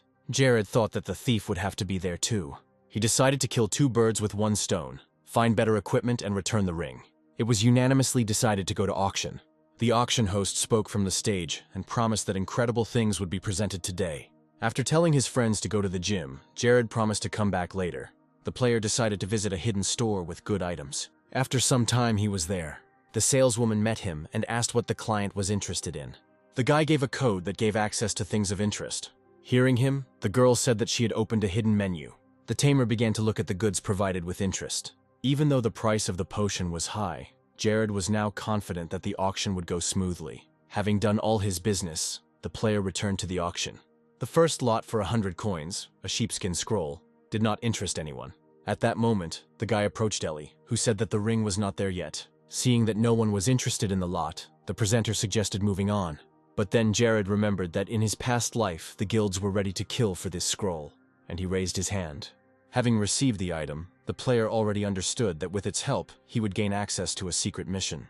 And then the girl showed off a new item, that ring. One of the participants was indignant, saying that no one could voluntarily give up this thing. Ron was also present in the hall, bringing a guest with him. The guys started discussing how they could get their ring back. The stranger said he would take the item for any amount. The unknown guy was outraged that the beast race dared to come to the city of people. Not wanting to endure humiliation, the beast jumped up and attacked the impudent man. Looking at the others, the guest said that he had the right to be here. The guy responded by saying that the enemy only knows how to swing his fists. Approaching from the side of the people, Jared declared that the ring would be his. Ron decided to eliminate the enemy with someone else's hands and asked to put him in his place. Isaac Wolf stated that if the tamer went against them, then death awaited him. Turning to the boys, Jared asked them to make more noise. The players were happy because they were up to the task. Todd and Joey began to stir up the crowd, emphasizing that the beast race had no rights to this territory. With each passing minute, the level of anger in the room rose. When the battle began, Jared began to implement his plan. The guy drank an invisibility potion that should last for 3 minutes. He also took out a smokescreen potion and a fire potion. The tamer swung his arm and sent them into the crowd with a precise movement. In the midst of the fight, only the presenters did not understand what to do. They had no idea that someone was already targeting the lot nearby. A transparent hand reached for the ring, and the next moment the tray was empty. Laughing wickedly, Jared put the object on his finger and looked slyly at the beast. A second later, our hero smoothly went on the attack. To the thug's surprise, he found himself on the floor. Ron ran up to his guest, clearly worried that he would have to answer for what happened. That is why he became the tamer's next victim. Jared jumped up and found himself on top of the pile of people he had created. After being notified that the potion had worn off, the boy decided to leave. At this time, his friends took advantage of the guest's position and happily kicked him. Once in a safe place, Jared called his comrades there. As soon as she saw the guy, Allison immediately asked about his condition. The player said that he was fine and then showed the ring. However, the item stolen from the auction returns to its owner after some time. But this is exactly what our hero was waiting for. The young man was going to teleport after the thing to the thief. Before he was transported, Jared promised Ellie that he would return the ring. The next moment, everything around burst into flames, and the guy disappeared. The tamer waited impatiently for the moment when he could see the thief's face. The ring fell into the small palm. The girl didn't understand why it came back to her, but suddenly it began to shine in an alien way. In a moment, in front of her stands the deceived guy, who came to take revenge. Not knowing what to answer, Arya simply stuck out her tongue. Jared lunged forward, shouting something about pulling the thief's eyes out, and his goal was very close. A real fight broke out between the rivals. There was a fire of excitement burning in both of their eyes, but everything was ruined by a foreign sound. Ron's guest burst onto the court, wanting to avenge his disgrace. Jared forgot that the beast race could smell its prey from miles away. Judging by how tense Arya was, she had also encountered this opponent before.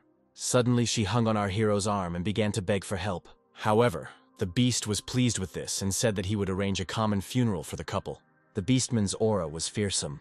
Acting contrary to her words, Arya disappeared into thin air. The enemy did not waste any time and attacked our hero with a beastly roar. In one attack, Jared lost a lot of health and was at risk of losing. The rival demanded that the Tamir give him the girl. Otherwise, these would be the last minutes of his life. As he prepared to attack, Isaac claimed that he had seen the couple hugging there recently. Hearing such a lie, Jared threatened to sue for it. Rage clouded the beast's eyes, and he growled that he was confident in his words. Some time ago, a couple confused the man's gaze, and his imagination painted what he could not see. Isaac said that if it weren't for him, it was unknown how far the two would have gone. Jared sighed heavily and concluded that the enemy could not be convinced. Without wasting any time, the guy changed the attribute. A powerful push from the ground, and he is already close to his opponent. Attack, and Isaac loses 300 HP. However, the opponent acted as if nothing had happened, and he had simply been tickled. Hearing the man's words, Jared immediately jumped back. But the beast resolutely began to reduce the distance, announcing along the way that he was going to show the difference between them. Isaac screamed loudly, and fiery whirlwinds rose up around him. The enemy reported that the lower Jared's HP, the higher his own damage. Out of desperation, the tamer decided to drink a health potion. He barely had time to do this when he received a powerful blow to the face. But to the enemy's surprise, the guy's health bar was intact again. Seeing Isaac's surprised face, Jared, with excessive pride, suggested continuing the fight. But hidden from view, Arya knew that no potion would help against the man. The Beastman confirmed this, saying that advanced potions would not help the young man. After which, the enemy called upon the skill, Bloodthirsty Fury. This is a legendary talent that increases damage by 100% and causes attacks to restore health over 1 minute.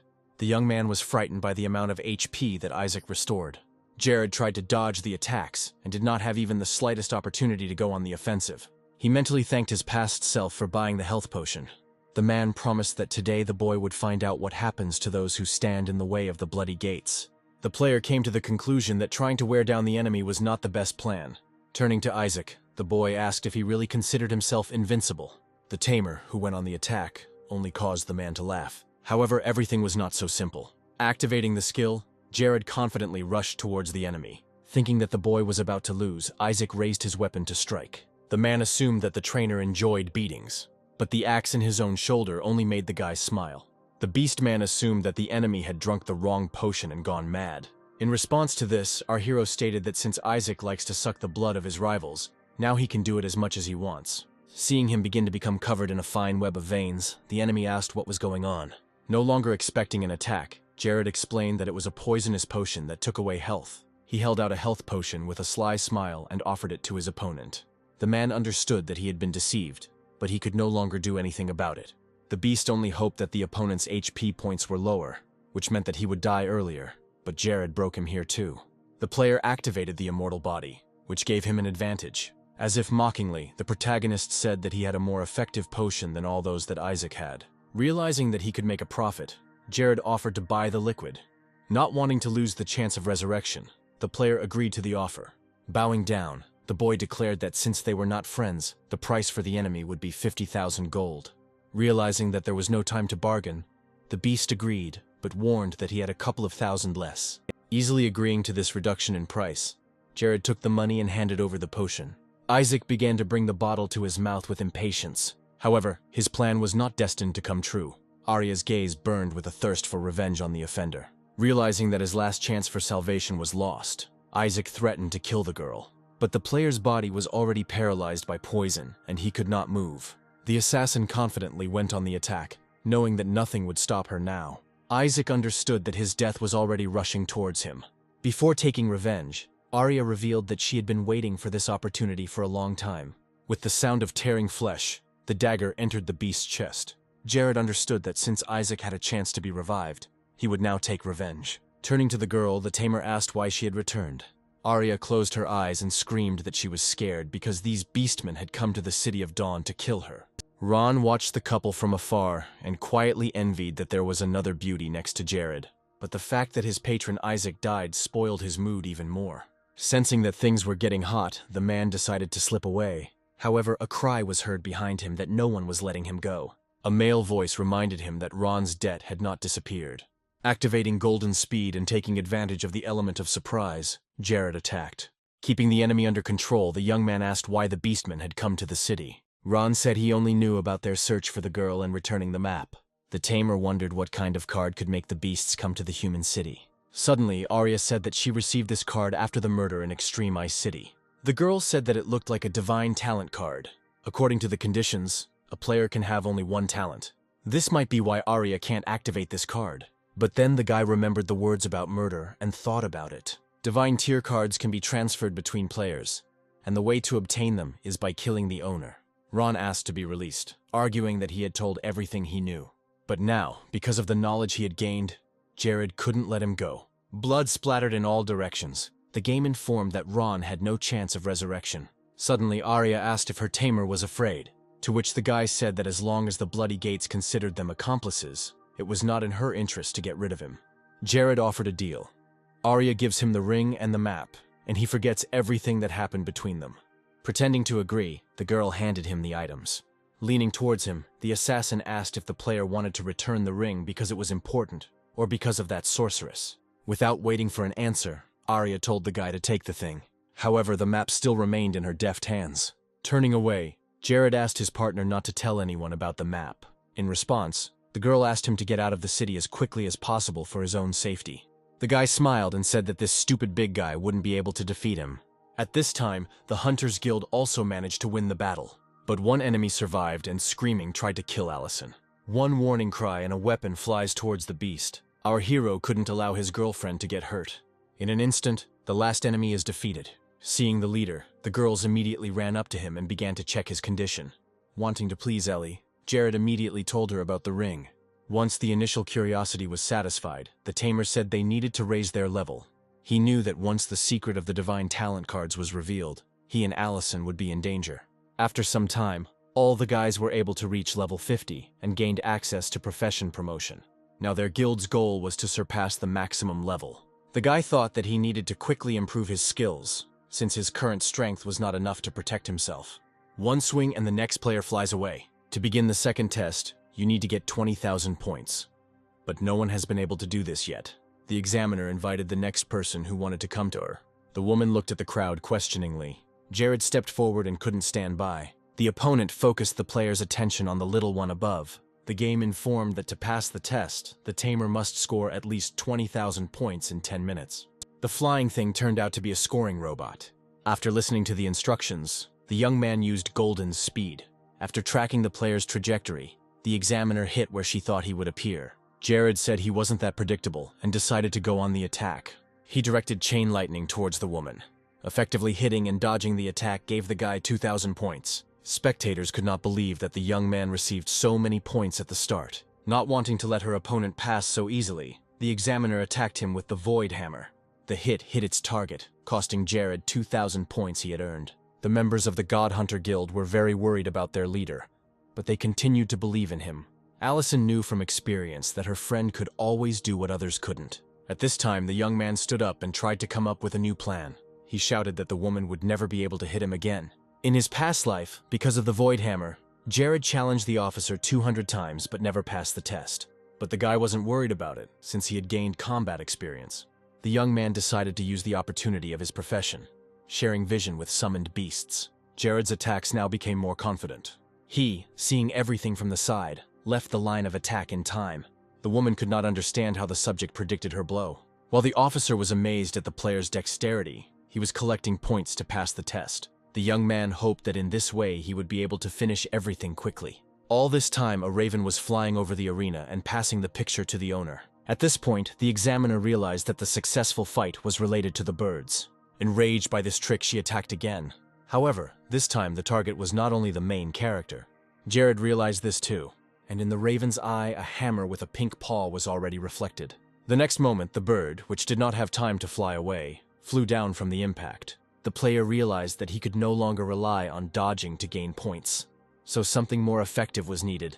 The young man activated the dragon's Hellfire and Lightning Purgatory. Each discharge of electricity gave him 1,000 points. After some time, the system notified Jared that he had passed the test and that his class had been upgraded to level 2. Only our hero's friends were happier than his. At this time, important events were taking place in the Moon Castle.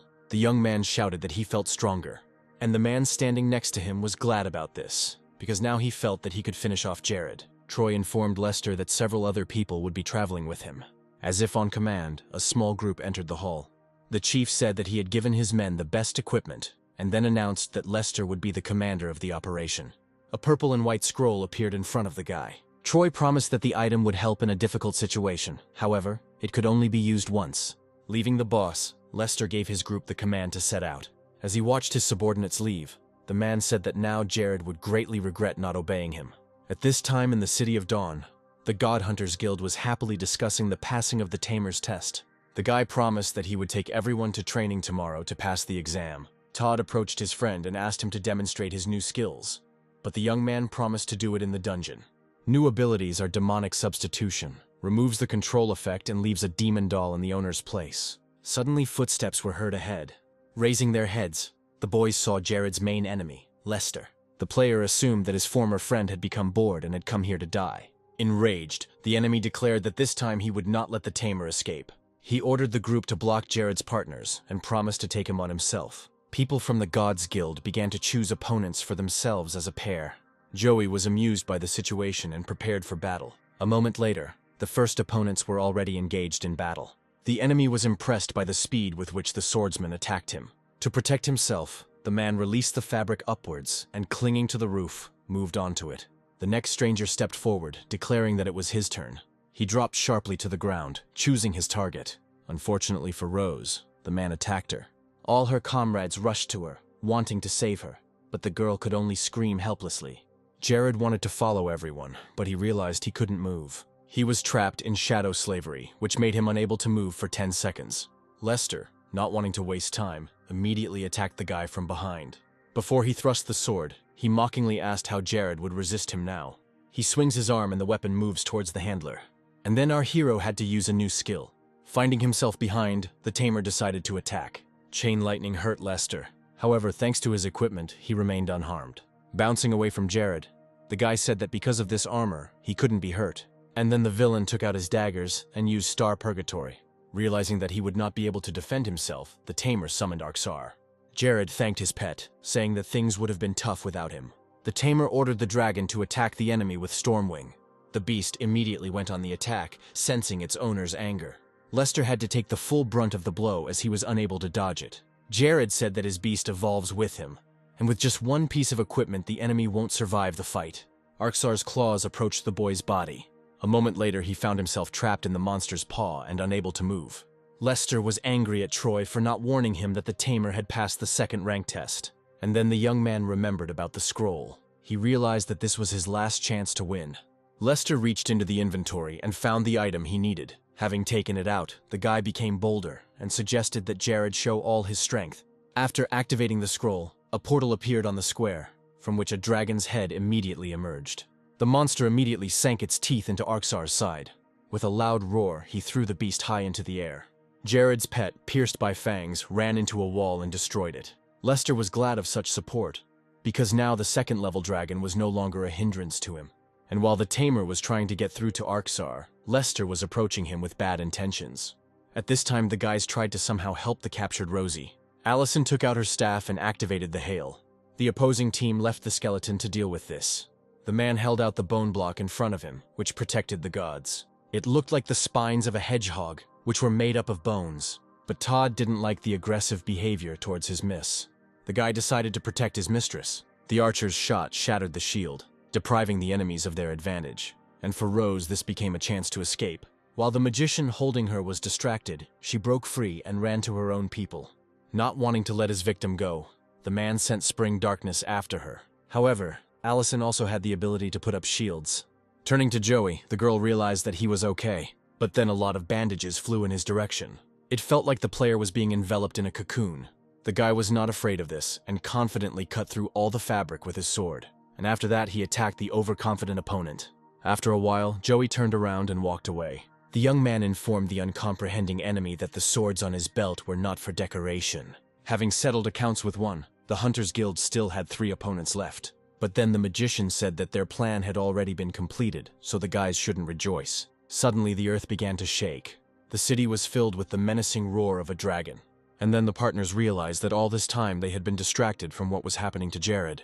While his friends were fighting the rest of the villains, our hero tried to come up with a plan for his salvation. He realized that he couldn't save himself by running away and decided to attack. Jared was determined to put an end to all old and new grievances. Seeing the tamer rushing towards him, Lester declared that the Dragon Emperor's breath would turn them into ashes. The guy was sure that even if Jared used the immortal body, his dragon would still burn. But the hero used Soul Link. The damage received by the beast is transferred to its owner. The boy ordered Arksar to attack the right wing of the enemy dragon. The beast followed the order, and blood gushed in all directions. The dragon roared in pain, and also lost 1,500 horsepower. But what was strange was that Lester also suffered a similar injury. Noticing this, Jaster suspected that something was wrong with the Dragon Emperor. And then he realized that in front of him was an illusion, caused by a contract. At this moment, Lester looked at his hand in horror, and did not understand what was happening.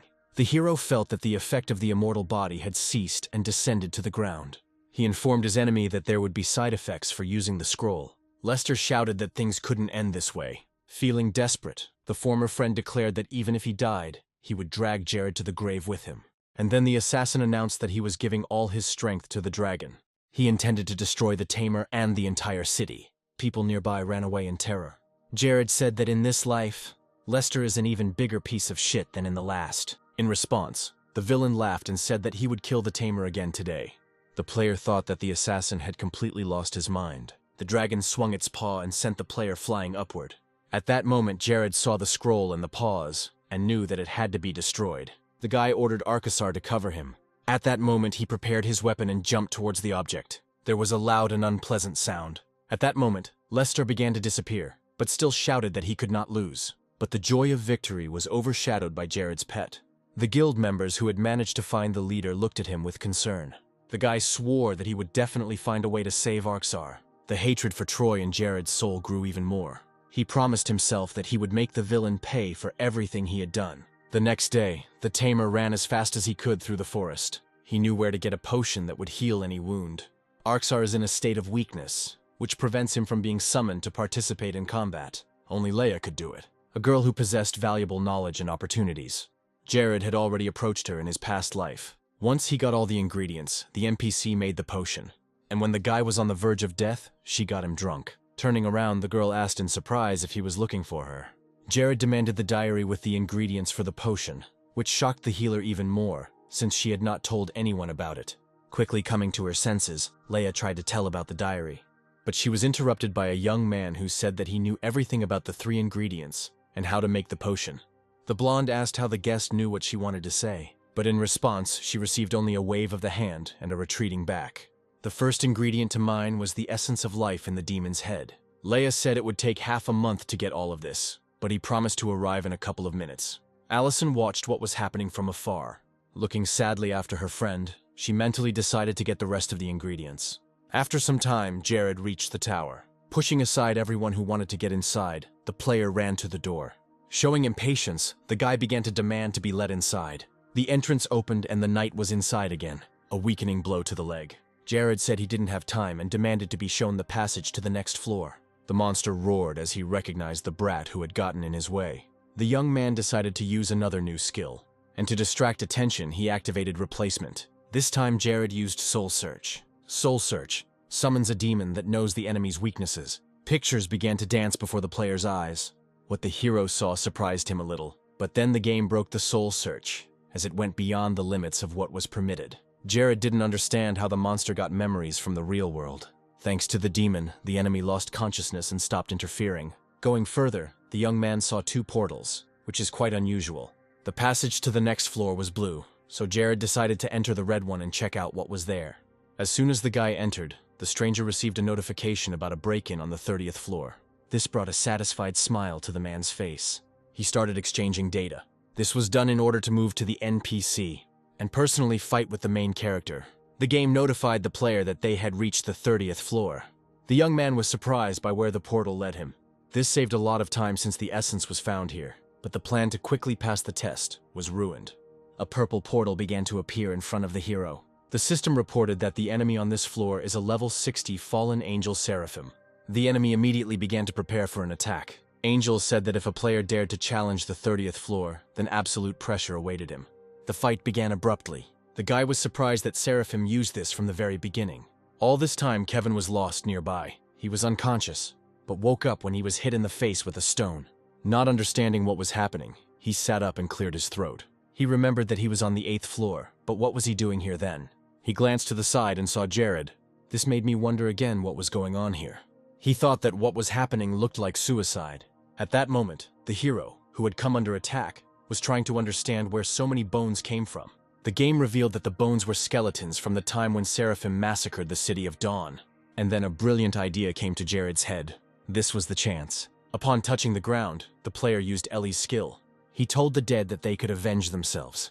The young man used the spirit summoner. With a wave of his hand, the hero gave the command to those summoned to rise. And then the guy ordered them to surround the angel. The people who once died clung to their killer.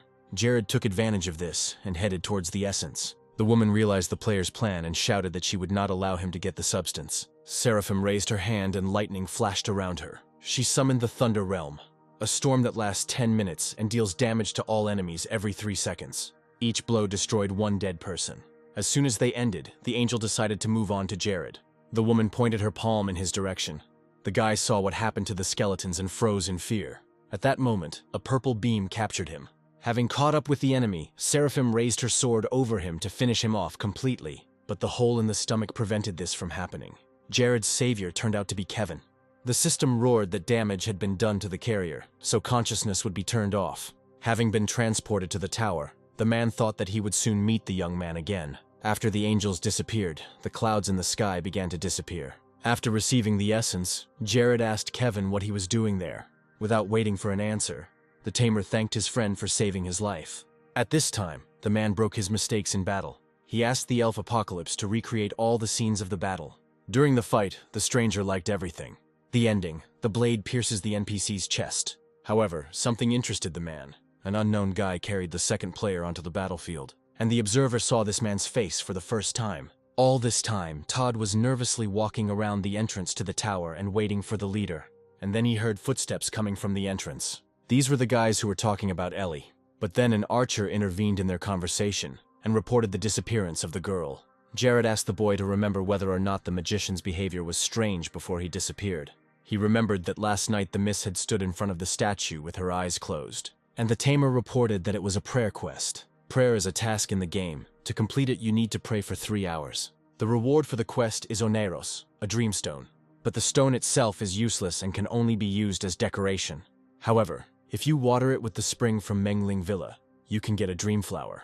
The villa was located in Extreme Ice City. Jared asked Todd to send him a message, and then they realized through experience that messages do not leave from here. The thing is, the villa belongs to the deity of dreams, and he created a protective formation. Players cannot exchange messages while within this field. Jared asked his friends to stick together. Otherwise, it would be difficult to find each other later. At this time, somewhere Ellie was fighting with the dream spirits. The monsters rushed forward using Dream Grasp, but the girl's partner, named Denise, was able to detain them. Then Allison stepped in, summoning Ice Storm. Thanks to this skill, enemies received significant damage. They were easy to deal with. In an instant, the desired flower blossomed over one of the monsters. The second girl from the team rushed towards him and tried to take him. Denise shouted at her and tried to stop her. However, it was already too late. The guy explained that after the death of the spirit, there is a chance that a blood flower will appear. And then a charming female voice was heard over the clearing. She suggested that the travelers go home. 3 pairs of eyes stared at her in confusion. But then the demon reported that, according to her information, people did not have a home. And after that, the woman suggested that they stay here forever. Suddenly, the woman took the form of Ellie, as she had the highest level out of the entire team. From the side, Eliza began to sob and ask for help. But then the magician realized that all flowers live in darkness, and logically should be afraid of light. A well-aimed throw towards the fiery flowers. A second later, the beautiful clearing turned into burnt weeds. Eliza understood her partner's actions and immediately shouted at the monster. As a priestess, the girl was able to summon solar radiance, which caused a beam of light to appear and heal her teammates. Allison's new acquaintance was about to breathe a sigh of relief, but was cut off mid-sentence. A cloud of arrows flew towards their small team. The magician managed to save Eliza, and the arrow pierced the monster through and through. And then a crowd of people appeared on the battlefield who were clearly hostile. The girls realized that the strangers had come for the reward that would be given to them after defeating the Bloody Flower.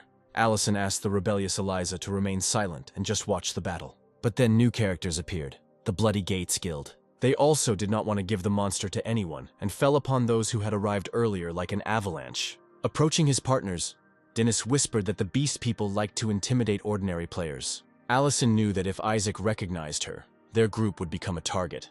They began to move away smoothly, but it was at this moment that the enemy turned his attention to them. His gaze was drawn to the one who was carefully trying to hide. A strong gust of wind blew Ellie's hood off. Isaac growled and demanded to know where everyone else who had been at the auction was.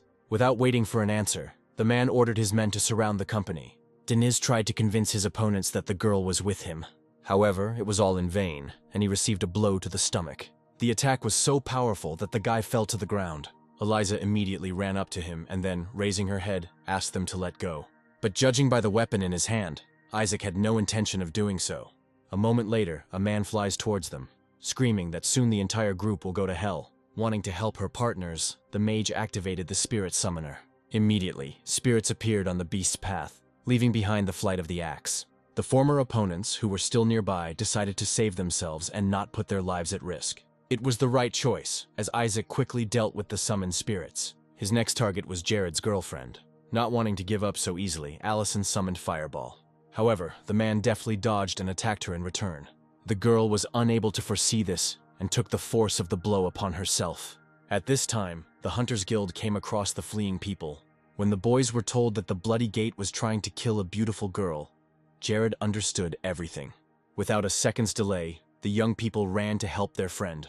The magician fought desperately for her life. A strong opponent shook her and demanded that Allison call out Jared, but she was not going to do it. Isaac's subordinates laughed at the fact that such a beautiful girl would give her life for a guy. However, their good mood was interrupted, and Isaac's weapon was knocked out of the line of attack. The man glanced to the side, his eyes filled with fear. The reason was simple: the frightening sight of a fist in front of the nose. Jared was stronger than his girlfriend, so his attack did not go unnoticed. While Isaac was trying to recover from the blow, the tamer picked up Ellie in his arms. Looking deeply into the guy's eyes, the girl apologized for her behavior.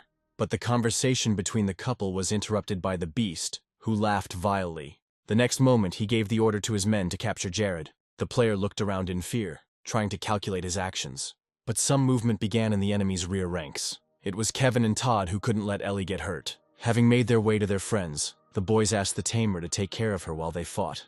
The magician, holding something in her hands with the last of her strength, handed it to the guy. It turns out that Allison gave Jared the death ring. This was exactly what was needed right now. Inspired, the young man rushed to support his friends. To deal with the enemies, the player decided to use absorption.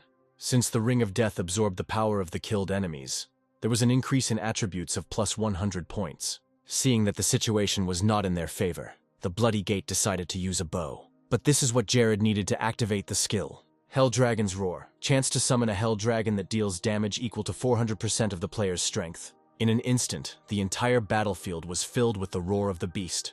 The fire consumed more and more enemies with each passing second. Isaac couldn't believe how much stronger Jared had gotten in just a few days.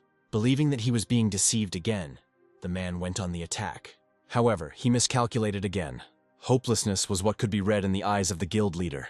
Isaac said that if the tamer attacks him, the people from the Bloody Gate. But Jared said he wasn't afraid of it at all. By cutting off the man's head, the tamer wished to become his good man in the next life. Approaching his comrades, who had also dealt with the enemies, the guy asked them not to kill the Bloody Flower. As soon as she got the stone in her hands, the monster immediately transformed. Calling the travelers pious warriors, the woman asked them to follow her. The partners began to have doubts, but Jared said that the monster would lead them to the source of the dream. Approaching a huge drop of water, the guide asked the sleeping soul to wake up. The liquid began to bubble and form strange shapes. And then, having become transparent, she showed the person inside herself. It was a girl who, with her eyes wide open, waved her hand and greeted the chosen one. It was one of the 10 gods of the game. The goddess descended smoothly and touched the surface of the lake with her feet. She said that she had been waiting for a warrior for a long time. Looking at Ellie, the woman said that she would give her a gift as the first player that he found for her. And then that very flower of dreams fell into the hands of the sorceress. The girl immediately threw herself into Justin's arms, screaming that Arksar was now saved. The guys standing near the couple pretended to be talking about something important. When the emotions subsided, the tamer began to prepare the potion. After some time, everything was ready. Jared began to summon his beast. When the dragon appeared, the hero said that he had prepared a potion for him. Little by little, the tamer poured the liquid onto Arksar and waited impatiently for his reaction. And then the snake was engulfed in a glow that signified complete recovery. As soon as it was all over, Ellie rushed to her pet and began to tell him how much she missed him. The goddess was watching this whole picture. And then, holding out her hand, she placed one duty on the guild. Allison received a notification about the start of a covert team mission at Mungli Villa. A card with an image of a goddess appeared before her eyes. Not understanding what was happening, the boys became alarmed. However, the girl was calm and looked at the woman with anticipation. The game revealed that 1,000 years ago, ghosts invaded the continent of Apocalypse, and Mungling Villa remained the only place protected by the formation. The 10 gods united to fight back and sealed the king of the Ghost Clan. The demon's last words were that the gods were only delaying the inevitable. After the Great War, the whereabouts of the other 9 gods were lost, and the woman herself fell asleep. What the players see now is just an illusion left by the goddess before she fell asleep, and she needed to find a warrior so that he would find her and wake her up. The game said that the comrades need to follow the clues and find the lost goddess of dreams. Jared warned his comrades that they had been transported to the quest location. The crunch of branches was heard behind. These turned out to be monsters that flew out to the Hunters Guild and hoped for the element of surprise. Jared, expecting an attack, jumped to the side and warned the others. Allison pulled out her staff and said she could stop one enemy. The tamer took on several more opponents. A charge of magic flew towards the guests. And now, the girl was already looking with pleasure at the result of her work. But suddenly, the monster under the layer of ice began to move. A sharp movement, and the enemy is free again. Kevin, not wanting his sister to get hurt, decided to fight head-on. The guy confidently delivered blow after blow. The blades fluttered in his hands like butterflies. Seeing that his opponent was open, the swordsman rushed towards him. With 2 precise attacks, Kevin was able to eliminate both monsters. At the same time, a battle was waged with other monsters. The moment came when Jared swung his sword for the last time. Lowering his weapon, the tamer announced that they were finished. Ellie approached and clarified that they would be able to leave this space only after completing the task. After which she looked with interest at the shining butterfly. Following the insect, the magician realized that they all disappeared into the water. Deciding to test his friend's words, the player activated the treasure hunter. With his special vision, he saw a chest at the bottom of the lake. Leaning towards the enemies, Jared said that they looked like ghosts in the illusion of the dream goddess. Allison wondered how they could have appeared here if this clan was suppressed. The tamer realized that the butterflies also appeared out of nowhere. He said out loud that most likely their guild was in the goddess's dream. The guy explained his theory by saying that dreams don't follow the rules of the game, which is why all this happens to them. Only the dream goddess can store and move multiple players' data at once. That's why she asked the hunters to find and wake her up. Deciding not to waste time on empty talk, Jared jumped into the water. Allison activated the water avoidance skill, which gave everyone the ability to move freely underwater. The tamer saw that the butterflies were flying towards the stone gates of the palace. He also noted that there was a passage inside. But then the girl was attracted by something on the side. She told the others that there was something at the bottom of the lake. Suddenly, tentacles shot up. They immediately rushed towards the magician and began to wrap around her limbs. Jared, who was closest to Allison, swam to save her. The tentacles squeezed the girl's body more and more tightly. But the young man quickly reached her and cut through the obstacle, holding his friend back. Suddenly, the system reported that the spell was about to end. Turning to his friends, Jared ordered them to go and open the door while he tried to hold off the monster. Kevin and Todd led the way to the castle entrance. The game signaled that there were 10 seconds left until the spell ended. The tamer was trying to buy time for his comrades all this time. Kevin screamed in fear at Todd that they needed to make one last push to open the door. And then the avoidance of water ended. At that very moment, the guys were able to open the obstacle. Having answered this, the main character, not forgetting about Ellie, began to cut a path for them to the building. He looked back doubtfully. Not wanting to lose his friend again, Jared grabbed her hand. After a few moments, they both almost crossed the barrier. but the vile monster managed to grab hold of its tamer. Immediately, the entire God Hunters Guild rushed to help their leader. Cutting off the offending limb, Kevin ordered Todd to close the door. And now one of the dangers is behind us, however. Our heroes had no idea what awaited them next. Once in a safer location, the team took a break to catch their breath. A couple of minutes later, getting to his feet, Jared suggested looking around. A closer inspection revealed that there were words of the Ghost Clan on the walls of the cave. Everything indicated that there had once been a fierce battle here. Kevin wondered if the ghost invasion had anything to do with the impending disaster. He remembered that soon something would happen in the world of the apocalypse that would leave no one alive. But then Allison caught the attention of the others. Their eyes opened to a high staircase and 2 stones on it. Jared immediately recognized the dream goddess who was chained up. He realized that her dream was not accidental and that there was a conspiracy behind it. Suddenly there was a loud clanking sound of a chain on a stone.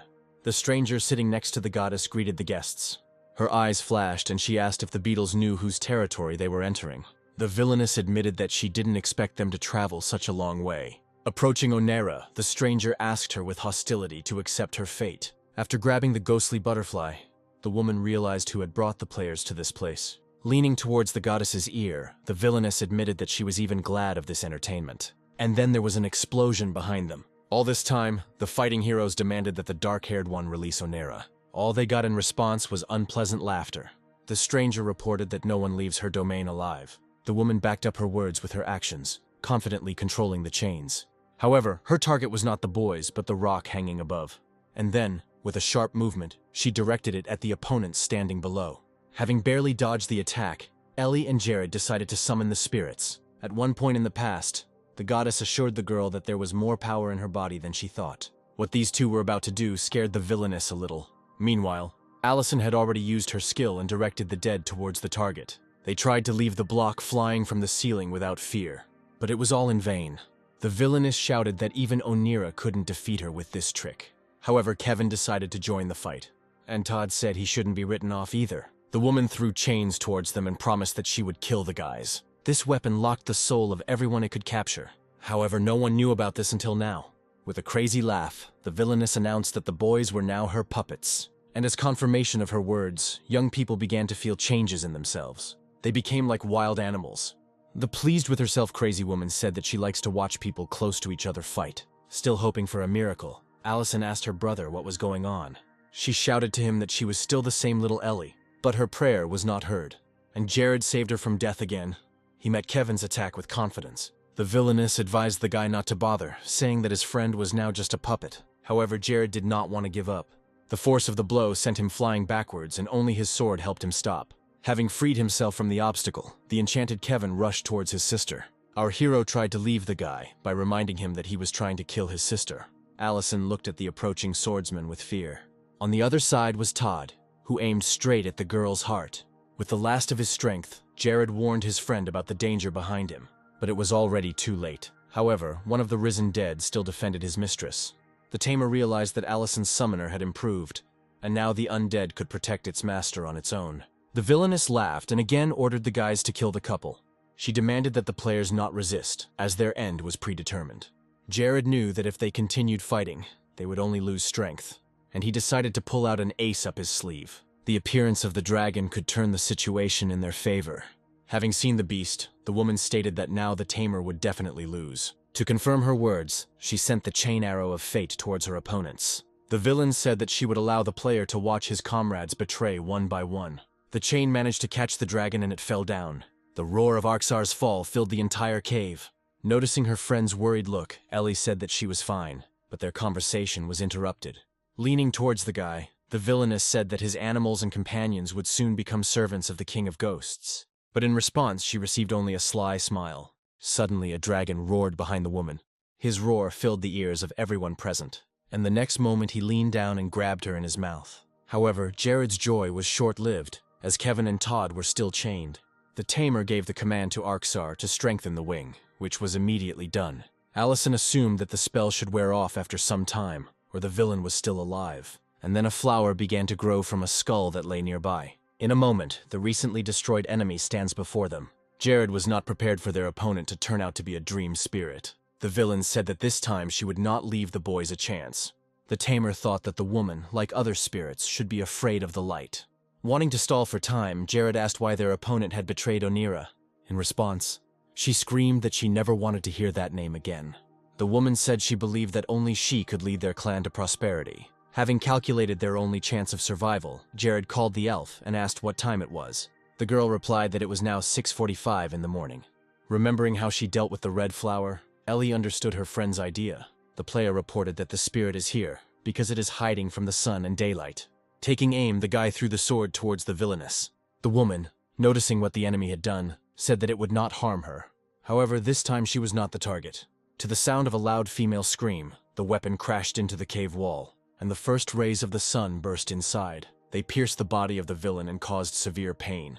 Jared said that now all her dreams were ruined. Immediately, the enchanted guys began to come to their senses. The first thing Kevin said was that he had a headache. Suddenly, the spirit raised her eyes and asked those around her who they were. Everyone was surprised by such a transformation, because the woman in front of them did not look like the one who had recently attacked. Jared theorized that the spirit had previously been under the control of a clan of ghosts, but the sunlight had broken that connection. The shackles that held Onira began to slowly disappear. The next moment, the girl opened her eyes and looked at the guys. She confidently flew up to the admiring glances of the spectators. Activating magic, the goddess summoned her subordinates. As if from thin air, the spirits of Dream began to appear in the hall. They bowed their heads before their awakened goddess. Taking a look at the former villainess, Onira sympathized with her for the trials she had gone through. The girl explained that when the Ghost King was sealed, his spirits bewitched her people, and she was forced to sleep. In her dream, the goddess saw many clashes, but she can no longer watch Apocalypse face disaster again. To wake up, the woman could only create an illusion that called worthy candidates to the villa. The system congratulated the God Hunters Guild on completing the mission and receiving the artifact of Onira's blessings. The winners were also entitled to a reward, which they immediately began to divide. Unexpectedly for Allison, the goddess called her to her side. When the girl approached, Dream handed her a staff. It was Onira's blessing, which increased the player's and his comrades' stats by 20%. The woman explained that Ellie's talent card was originally converted from her strength. After overhearing the conversation, Jared came to the conclusion that the talent cards carry the powers of different gods of the apocalypse. Before letting the boys go, the goddess asked them to quickly awaken the other gods who would be able to resist the catastrophe. After completing the quest, the company was transported to Mungling's villa. Everyone was surprised by the changes that took place here. However, in the apocalypse, everything could not be peaceful. Allison turned around to see a bloody Eliza. The girl, wanting to warn her comrades, asked them to run, but it was already too late. The Bloodgate Guild has come to avenge Isaac's death. Wanting to resolve things peacefully, Ellie reported that the man had attacked first. Seeing that the situation was not changing, the girl used Onira's blessing. Not believing that the little brat had gotten the artifact they had been looking for several years, the man said it was a fake. However, when the two guilds met in battle, the opponents had the opportunity to see for themselves that this was not the case. Feeling the rage rising in his chest, the enemy admitted that Allison had a real artifact. But he also realized that the lives of his subordinates could not be saved now. After some time, two soldiers ran up to the elder and said that almost all of their people had been killed and asked him to take a break. Despite their request, the man instead grabbed them by the throat. He growled that the Bloody Gate had raised two cowards, and now they would have to be the victims. After absorbing the subordinates, the enemy called for more warriors. And then, in the darkness, strangers began to appear, their eyes sparkling. Not knowing what to expect from them, our heroes huddled together and prepared for battle. The elder said that he was forced to take revenge for the murder of his people. Otherwise, he would lose his reputation. The summoned warriors said that either they or the players would die today. A wave of the hand and a bloody wound is cut across the palm. And after that, the blood ended up on the altar. Todd said it looked like a formation skill being launched by multiple people at once. Something incomprehensible lit up above the players' heads, and energy from the stones rose towards this light. Kevin and Jared decided to take a look around, asking the others to stay put. Reaching the edge of the area, the tamer assumed that this was the border of the formation.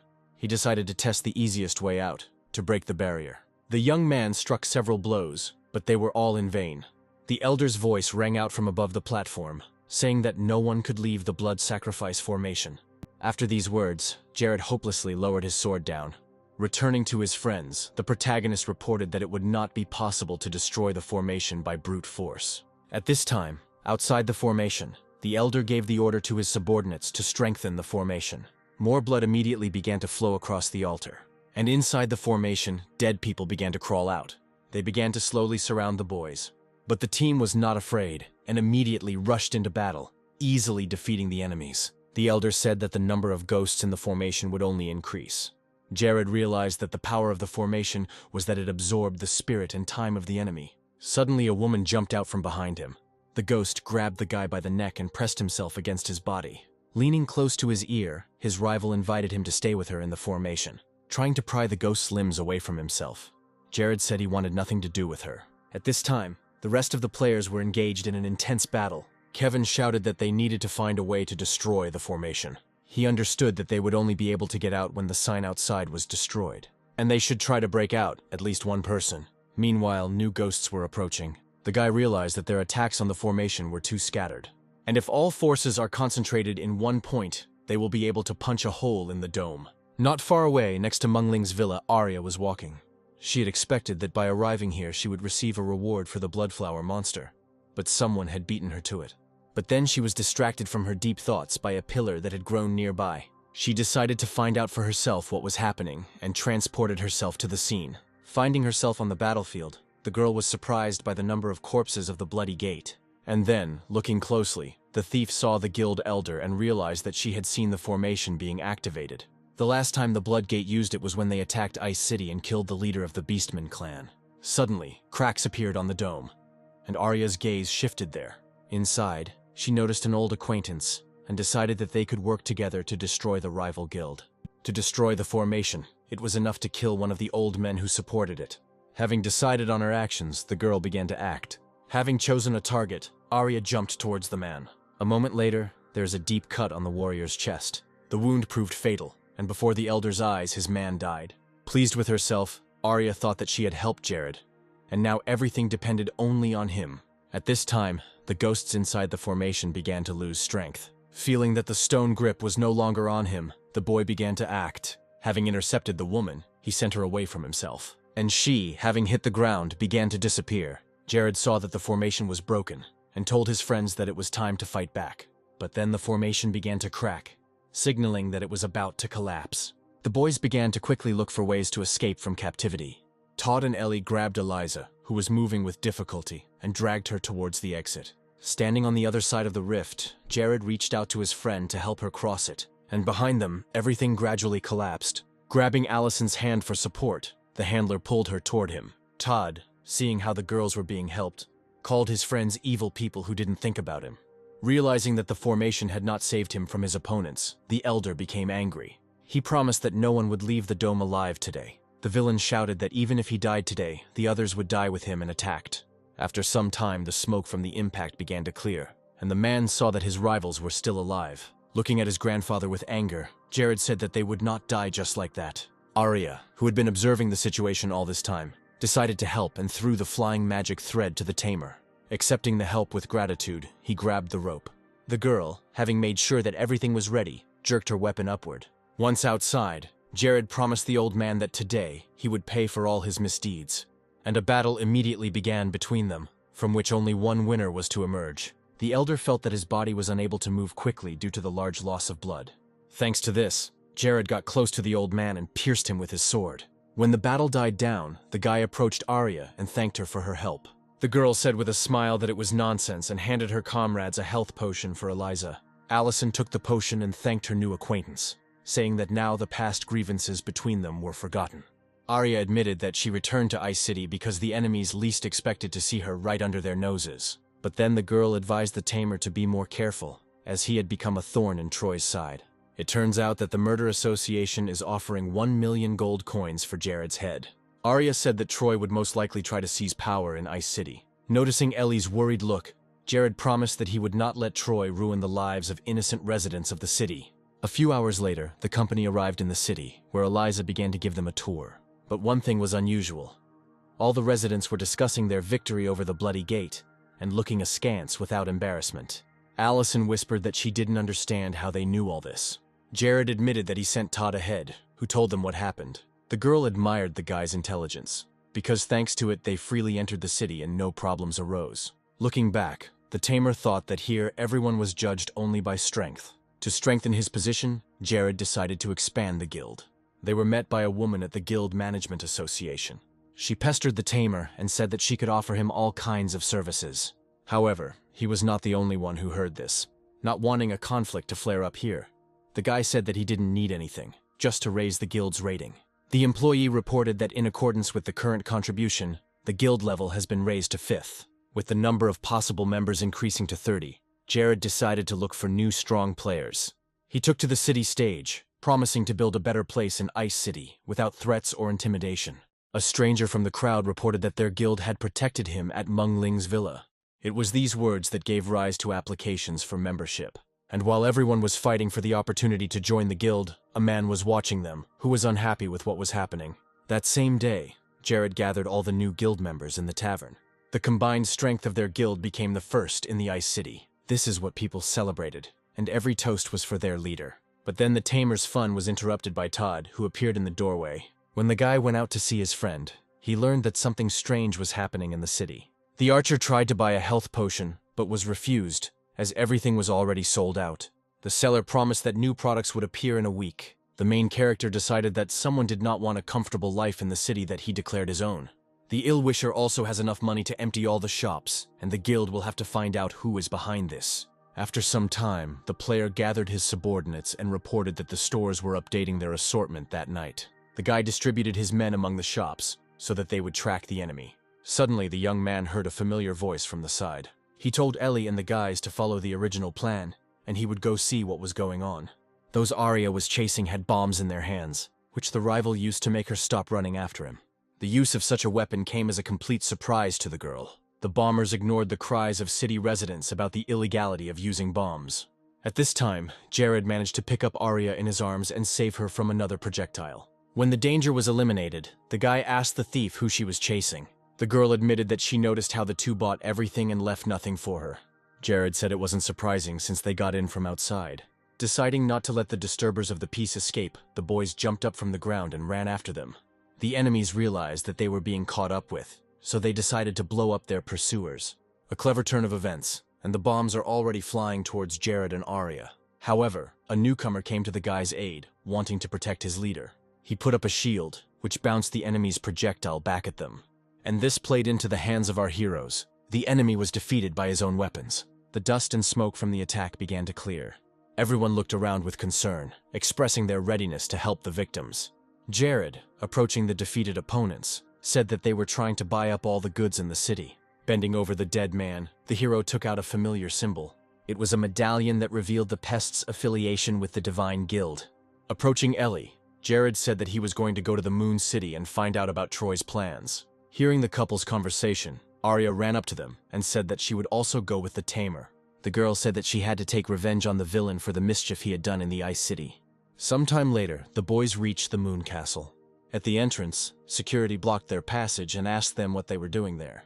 Jared reported that their team had returned from a mission arranged by the leader. The guards believed the legend and let the boys through without any problems. Arya, leaning towards her friend, whispered that she had not noticed his talent for deception before. A couple of minutes later, the comrades came out into the large hall, and then a man noticed the new arrivals and called them to him. Luckily, the man only asked his friends the reason for the delay, to which they gave him a very vague answer. The commander gave the order to form up and not delay the team. Not wanting to arouse suspicion, the friends complied with the request. Looking closer, Jared realized that the other henchmen also had potions in their hands, but from other cities. The man shouted that everyone should come in one by one, leave their things and leave. Otherwise, there would be bad consequences. One after another, people in raincoats entered, but suddenly a cry for help was heard from the room. The chief said that it was just an accident and asked the others to continue. Finally, it was our hero's turn. Arya felt a wild fear and clung to Jared for safety. The boys were tense, not knowing what to expect next. But they were not prepared for what they saw. It turns out that Psycho Troy is trying to tame monsters. Suddenly, a voice was heard warning that one should not show one's fear to the monsters. Jared decided that Troy was buying up resources from the cities and converting them into food for these creatures. These monsters can attack anyone, even their owner. Confident steps were heard from the side. The comrades turned around and came face to face with the enemy. It turned out that he came here to check on the monsters. The servant informed the chief that it would take about 2 more weeks to complete. As if confirming the man's words, one of the creatures roared loudly. and then she released flames from her mouth, as if she were a dragon hybrid. And then Jared decided to take advantage of the created fuss. He was able to accomplish what he had planned, and Troy didn't notice. Everything the player did was aimed at copying the talent, Divine Monopoly, which increases all rewards by 100 times. Suddenly, the boy took out the silver dragon flute. This item was only suitable for tamers and controlled all monsters around. Our hero thought that Troy received this instrument only thanks to his talent. The villain told his servant that the knights were waiting for their tamed monsters, so the process should be accelerated. Jared, sensing his partner's anxiety, announced that it was time for them to leave. They immediately began to carry out the plan, but they were stopped. The boys froze in tension, thinking that they had been exposed. Troy looked at the boys' backs with suspicion, but everything was much simpler. The guy ordered them to remove the corpses from the ground, and then the villain headed in a direction known only to him. Uncomfortable and sad, that's what Jared felt now.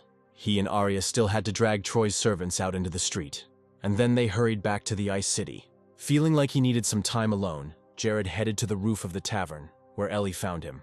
He confessed to his friend that Troy was raising creepy monsters. The guy suggested that after the creatures grew up, the villain would attack all the major cities. Allison asked if they could hold off his attack. Jared thought for a moment and admitted that the city's current level of defense was too low, but they did have some capabilities. There is an ore that can resist dragonfire and strengthen city buildings, but it is mined by goblins. Touching Ellie's shoulder, the player asked her for something. The request was to guard their city while the tamer went to get the ore. The player's path lay in a withering forest. The reason was that goblins tend to live away from the city. Looking down, Jared saw a huge footprint. This discovery surprised him. It was the trail of a giant, but they weren't supposed to be around here. The tamer suggested that the appearance of giants was connected with goblins, since they always fought with each other. But then the guy's attention was drawn to a scream. Not far from him, there was a giant who was trying to get someone out of the tree. It turned out that the monster had driven a small goblin into the hollow. Deciding not to leave the girl in trouble, Jared threw the giant away. The giant was unhappy that the little man had snuck up behind him and attacked. The hero said that he did not want to watch others being bullied. The offender decided to take revenge for his pain, and found a suitable weapon for this. He pulled the tree out by its roots and pointed it towards the guy. The stranger, realizing that her savior was about to be killed, closed her eyes sadly. However, Jared was able to dodge and also understand the giant's weakness, clumsiness.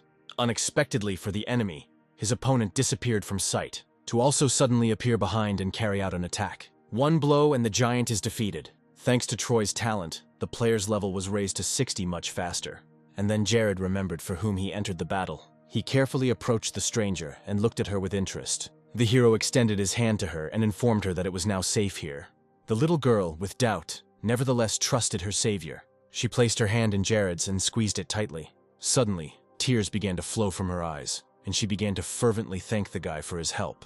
However, Jared became interested in the ore on the goblin's body and asked to sell it. The girl refused to give up the crystal, but promised to try to negotiate with her relatives about selling the reserves. The tamer promised that in that case he would take the baby to the camp. On the way, the goblin said that she went out to look for clues about the main god, because while he was with them, there was no need to be afraid of giants. Jared wondered if the disappearance of this god might be related to the invasion of ghosts. Suddenly, the girl announced that they had arrived. However, in front of them there was only an empty clearing. Smiling, the little girl raised the crystal in her hands. She began to wave it vigorously in the air. Then butterflies surrounded her, as if they were trying to convince themselves of the person in front of them. And after that, a huge rune appeared. Trusting the little goblin, the young man jumped towards her. In a moment, the clearing is empty again, as if no one had ever been there. At this time, Jared found himself in a cave where ordinary ore was clearly being mined. Suddenly, the girl's stomach began to rumble, showing that she had not eaten anything for a long time. The guy decided to help her and took a chicken leg out of his inventory. It seemed as if at that moment the little girl was the happiest in the world. And now their path became more fun. But when the mission was completed, Jared was in shock, and the food that the goblin liked so much fell into the mud. The reason was simple. The entire goblin camp was destroyed. Not believing her eyes, the girl began to cry, not understanding how this could have happened. Looking at the dead man, Jared assumed that giants had broken in. He assumed that the enemies had burst through the hole and attacked. And then the next mission was activated: rescue the goblins, which was supposed to give that very ore. The partners decided that they should find the giants and take revenge for what they had done. After some time, they came to the enemy camp. Trying not to make noise, the comrades entered inside. The giant sitting in the tent guarded the remains of the goblin people and discussed how they would get rich from the stolen ore. Not wanting to listen to this, the goblin tried to run towards her opponents and destroy them. However, Jared stopped her and asked her to leave the matter to him. The tent fabric was easily torn by the sword. The hero entered and asked if the creatures were ashamed to sell living beings. The giant roared and told his comrade that they must catch the man. When the creatures were dealt with, Jared approached the captives and announced that he had come to save them. It was at this moment that a girl's head poked into the tent. The goblins immediately rushed to her and began to ask their princess to leave. But it turned out that the battle was not over. Seeing a shadow appear outside the tent, the player covered his partner, but it was already too late, as the giant, dissatisfied with his subordinates, entered inside. It was the enemy captain who ordered his soldiers to drag out their sleeping comrades. Looking at the captives, he ordered them to behave quietly. Otherwise, hard times would await them in the future. At this time, the giants were arguing, as they could not wake up their fellow soldiers. At this time, the tamer hid, drinking an invisibility potion. He understood that there were a lot of guards outside now, and it would not be so easy to save the goblins. Having hidden the princess among her people, the boy promised to find a way to get everyone out. At that moment, the little girl took something out of her clothes. It turned out that this was a communicator that would help them maintain contact over a distance. Jared, who had been watching the giants for a couple of hours, waited for the leader to release the guards, wanting to know where their kingdom was. Having decided to act, the tamer jumped down. To attract the attention of enemies, the guy created noise, and he succeeded. The giants turned around. Jared peeked out from behind cover and said he was just passing by. But the deception failed, as the victims recognized him as the one who knocked them out. The chief noted that the player followed them the whole way and asked what he wanted. The player said with a grin that he thought the giant was strong but stupid and wouldn't be able to find him. This greatly angered the enemy, and he attacked decisively. Our hero barely managed to dodge the lightning strike. However, this only made the giant even more angry. He decided to play his trump card and activated Giant Fist, but Jared was able to avoid the consequences again. The boy asked the princess to find a way to put a tracking device on the enemy. The girl, who was watching the battle with great intensity, promised to do so. The giant was at this time glad that Jared had fallen into his trap, but this was not so. But then the chief saw a goblin trying to escape from the cages. Grabbing the girl, he asked if she really had any plans for this man. Bringing it closer to his face, the enemy declared that all goblins must disappear. Even though the princess pretended to be afraid, she was able to throw a tracking device to the giant. And the next moment, the monster threw the baby into the resulting crack. The leader noticed that a man was rushing to help the goblin, and with one gesture, he pushed him away. Jared flew back and crashed into a nearby rock. The girl mentally began to say goodbye to her family, but still hoped for salvation. She looked up and became even more frightened. The giant said that she was quite easy to kill, and then pointed his finger at the princess. The brute's strength was enough for the little girl to unclench her fingers and fly down. But not all was lost. The leader saw Jared rushing after her, but he was hoping for the lava to swallow up his opponents. Turning to the squad, the giant gave them the command to return to the kingdom. The tamer heard the enemy's last words and realized that everything was going according to plan. From below, Arxer was already rushing to save his master. As soon as the partners were on the dragon's back, the guy gave him the command to move forward. Jared noted the princess's courage, to which she said that she had to save her people. At this time, the beast approached the lava. The fire caused damage to everyone who was near it, and Arxer was no exception. The girl understood that they could die and turned to God for help. He seemed to hear the prayers and surrounded the travelers with a protective dome. The hero asked where the goblin got this thing from. She explained that the pendant was left to her people by God. After the god left them, the goblins became angry with him and destroyed the things he left behind. But she managed to save the pendant and the book. Suddenly a crack appeared on the shield. It was a lava scorpion that Jared didn't have the strength to fight, so he gave the command to speed up. Arxer immediately complied with the demand. A few moments later, they were already free. The guy asked if the tracking device worked on the giant. Smiling, the girl nodded and said that this was the most advanced device the goblins had. In the heat of battle, the little girl hid it in the enemy's hair. The device showed the direction of movement of the enemies who were returning to the kingdom of the giants. Without wasting time, the comrades headed after the enemies. They were able to see how the remaining goblins were used as slaves. Seeing how angry the little girl was, Jared asked her to give him some time. At this time, the giants reached their lord. The leader reported on the attack and his heroic victory over his opponents. The lord expressed hope that the attackers would not interfere with their plans. And then the giant was shown the stolen crystals and asked to accept them. The giant began to examine the offering with interest, and then he quickly threw it up. The small stone turned into a ridge of crystals, and one of the rays emanating from the stones hit the giant. His body began to undergo enormous transformations, but the Lord declared that he would grant his subordinate the opportunity to dedicate his life to their race. The result pleased the man, and he declared that their race would soon rise to prominence. At this time, events also began to happen nearby. A detachment of giants was walking through the desert, and our heroes were watching them. The head said that those who are late from changing the guard will be deprived of lunch. Suddenly, Jared announced that someone was due to arrive soon. Hearing this phrase, the princess asked who they were talking about. However, next to her it was already empty. Already heading towards the enemies, the tamer shouted that she would soon understand everything. The giants recognized their enemy from the desert. The guy looked at the head and greeted him happily. The brute was surprised by such impudence and informed the hero about it.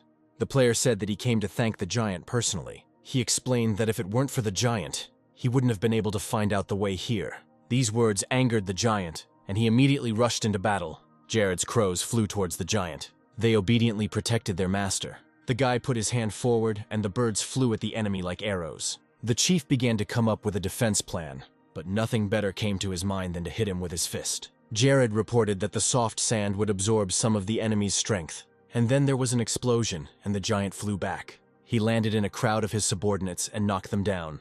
The tamer said that he was ready to release the giant if he told him where the crystals and goblins were. But the enemy was not going to give up so easily and decided to call all the giants with the help of a horn. However, his plan was immediately destroyed. The arrow pierced the horn and knocked it out of the leader's hands. It turned out that Jared's guild came to his aid. Joey happily declared that he was glad to finally be in action, as he had been getting moldy with boredom. The tamer said that his friends arrived just in time. Some time ago, the guy contacted Ellie and said that he needed help, and also ordered Todd to stay in the city. The girl promised to do everything. Enraged, the giant used his giant fist. He wanted to get rid of the annoying Jared first and foremost. The young man thought that this race had a developed body and a dull brain. In contrast, the player used his sword. He attacked the enemy with lightning speed, not giving him a chance to dodge. The enemy screamed loudly in pain. Smiling, Jared announced that the fight was over. In response, the giant said not to rejoice prematurely, because Lord Anku will take revenge on them. The tamer said he would look forward to it. And then he put his hand on the enemy's head and took his memory. Suddenly something shook underground. It turned out that the guild had summoned the Minotaur as an enemy. Seeing the monster, the princess began to tremble. And not in vain, because he saw the pendant on the baby's neck and chose it as a target. Crying that he was hungry, the Minotaur rushed towards the girl. Jared jumped out to intercept him and thrust his sword forward. Allison hugged the princess and tried to calm her down. The leader of the giants gave the order to his servant to destroy the people. The monster obeyed its owner and began to prepare for an attack. He directed streams of energy towards Jared, and the guy was only able to miraculously avoid them. Looking back, the hero realized how lucky he had just been. Realizing that he couldn't cope alone, the player called his friends. They began to attack the beast together, hoping that they would be able to defeat it. Jared's sword flew quickly towards the Minotaur. However, he activated an energy shield which reflected the attack. The guy said that the monster was created with the help of a crystal, and that defeating it requires 5 minutes of preparation. The hero decided to use the Dragon God stance. The charging time is 5 minutes, during which the player cannot act. The friends understood the tasks and began the fight. The monster's high level of defense hindered them. The Minotaur was able to scatter his opponents in different directions with one movement. Rose was the first to feel that her body could not move. The others realized this after her, but it was too late. The guys were sucked into the sand, and the enemy was already heading towards Jared. There are still 3.5 minutes left until the end of the 5 minutes. When the monster approached the guy, the princess jumped out to protect him. The Minotaur analyzed and came to the conclusion that the guy sitting behind was more dangerous than the little one. The thug threw the girl away like an annoying fly. Having hit herself, the princess burst into tears from her helplessness. Her sadness was so strong that changes began to occur in her body. She wished with all her might to be stronger. When the smoke cleared, the monster's ID showed that there was danger ahead. The girl demanded that the beast not approach her protector. The enemy realized that the goblin princess was in front of him and grinned. The beauty ordered the Minotaur to accept her challenge. She activated her skills and threw it towards the giant. With one confident movement, the girl deprived the enemy of his hand. However, the princess did not know that the monster could recover. Having regained his limb, the bull rushed at her, and he turned out to be stronger. Jared needed another 30 seconds, and then the leader of the giants gave the order to devour the goblin. Feeling his superiority, the Minotaur rushed to fulfill the demand. But the time for the tamer's preparation has come to an end. With a slight movement of his hand, the player stopped the attack. With an iron voice, the boy ordered the monster not to touch the princess. Meanwhile, the bull couldn't understand why his system couldn't calculate the enemy's threat level. A punch and the Minotaur is no longer a threat. The game reported that the beast received critical damage and recovery is impossible. Enraged, the leader sent all the giants to the battlefield, and the God Hunters Guild has a temporary respite. The guys who found it in the sand were able to breathe a sigh of relief, but then the princess came to her senses and began to look around. Jared realized that the baby didn't remember anything and stroked her head soothingly. Ellie came up and said that she sent the shield to the place where the goblins were kept. The team had already decided to get out, but something caught the hero's attention. It was the elemental crystal from the Minotaur. After finding this item, the game opened a new mission. The Secret of God, the essence of which is to find the missing god. After some time, bad luck befell the friends again. The giants found them and began to fire at them. The comrades managed to notice the shells in time and began looking for a place to take cover. But then Jared was informed that someone was approaching them. Hearing this, the guy turned around in surprise, and not far from him he saw a ship sailing on the sand. These were the goblins who saved the princess and her friends. As soon as the crew boarded, the goblins immediately made sure that they were all in perfect order. One of the team members said that the shield is still fighting the giants and sent them to help Jared. However, the guy was interested in the question, where did they get such a ship? The princess jumped forward and announced that this was the goblins' latest invention. Meanwhile, the goblins noticed that the giants' artillery was aimed at their ship and was about to attack. They decided to turn on the protective barriers, and the thugs realized that the enemy ship was moving towards their palace. The leader of the giants observed the situation. He ordered his subordinates not to interfere with the goblins moving forward, but he demanded that the quicksand ahead be activated, and the first trap was unexpected for the crew on the ship. The captain barely had time to turn the steering wheel, and the ship passed right along the edge of the resulting hole. Looking overboard, the princess realized with horror that just a little more and they could fall down. Jared decided to use the Call of Crows for safe movement. According to his idea, the birds should indicate where the quicksand is located. The goblin followed the tamer's commands without question, quickly changing direction. As a result of coordinated work, no one was hurt and everyone escaped from the trap. But then Jared called for a stop. A palace with 2 guards appeared before them, and the hero announced that he would go inside alone. But when the guy was about to go, Allison stopped him. With tears in her eyes, she asked her friend to be more careful. Having calmed the girl down, the guy headed to the entrance, where he was met by guards. But then his friends approached the tamer, promising to deal with these giants themselves. Wanting to fulfill his promise as quickly as possible, Kevin activated Berserker mode. And then the skill hail of invincible blades, which the guy received with an increase in level, came into play. Taking advantage of the opportunity, Jared ran inside. Once in the palace, the hero saw what he was looking for. The magic cube glowed under the ceiling, just as it had been in the headman's memory. But then a male voice was heard behind him, greeting the guest.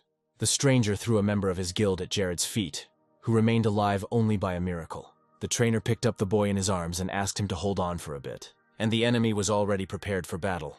The young man decided that he would make this giant kneel and beg for mercy.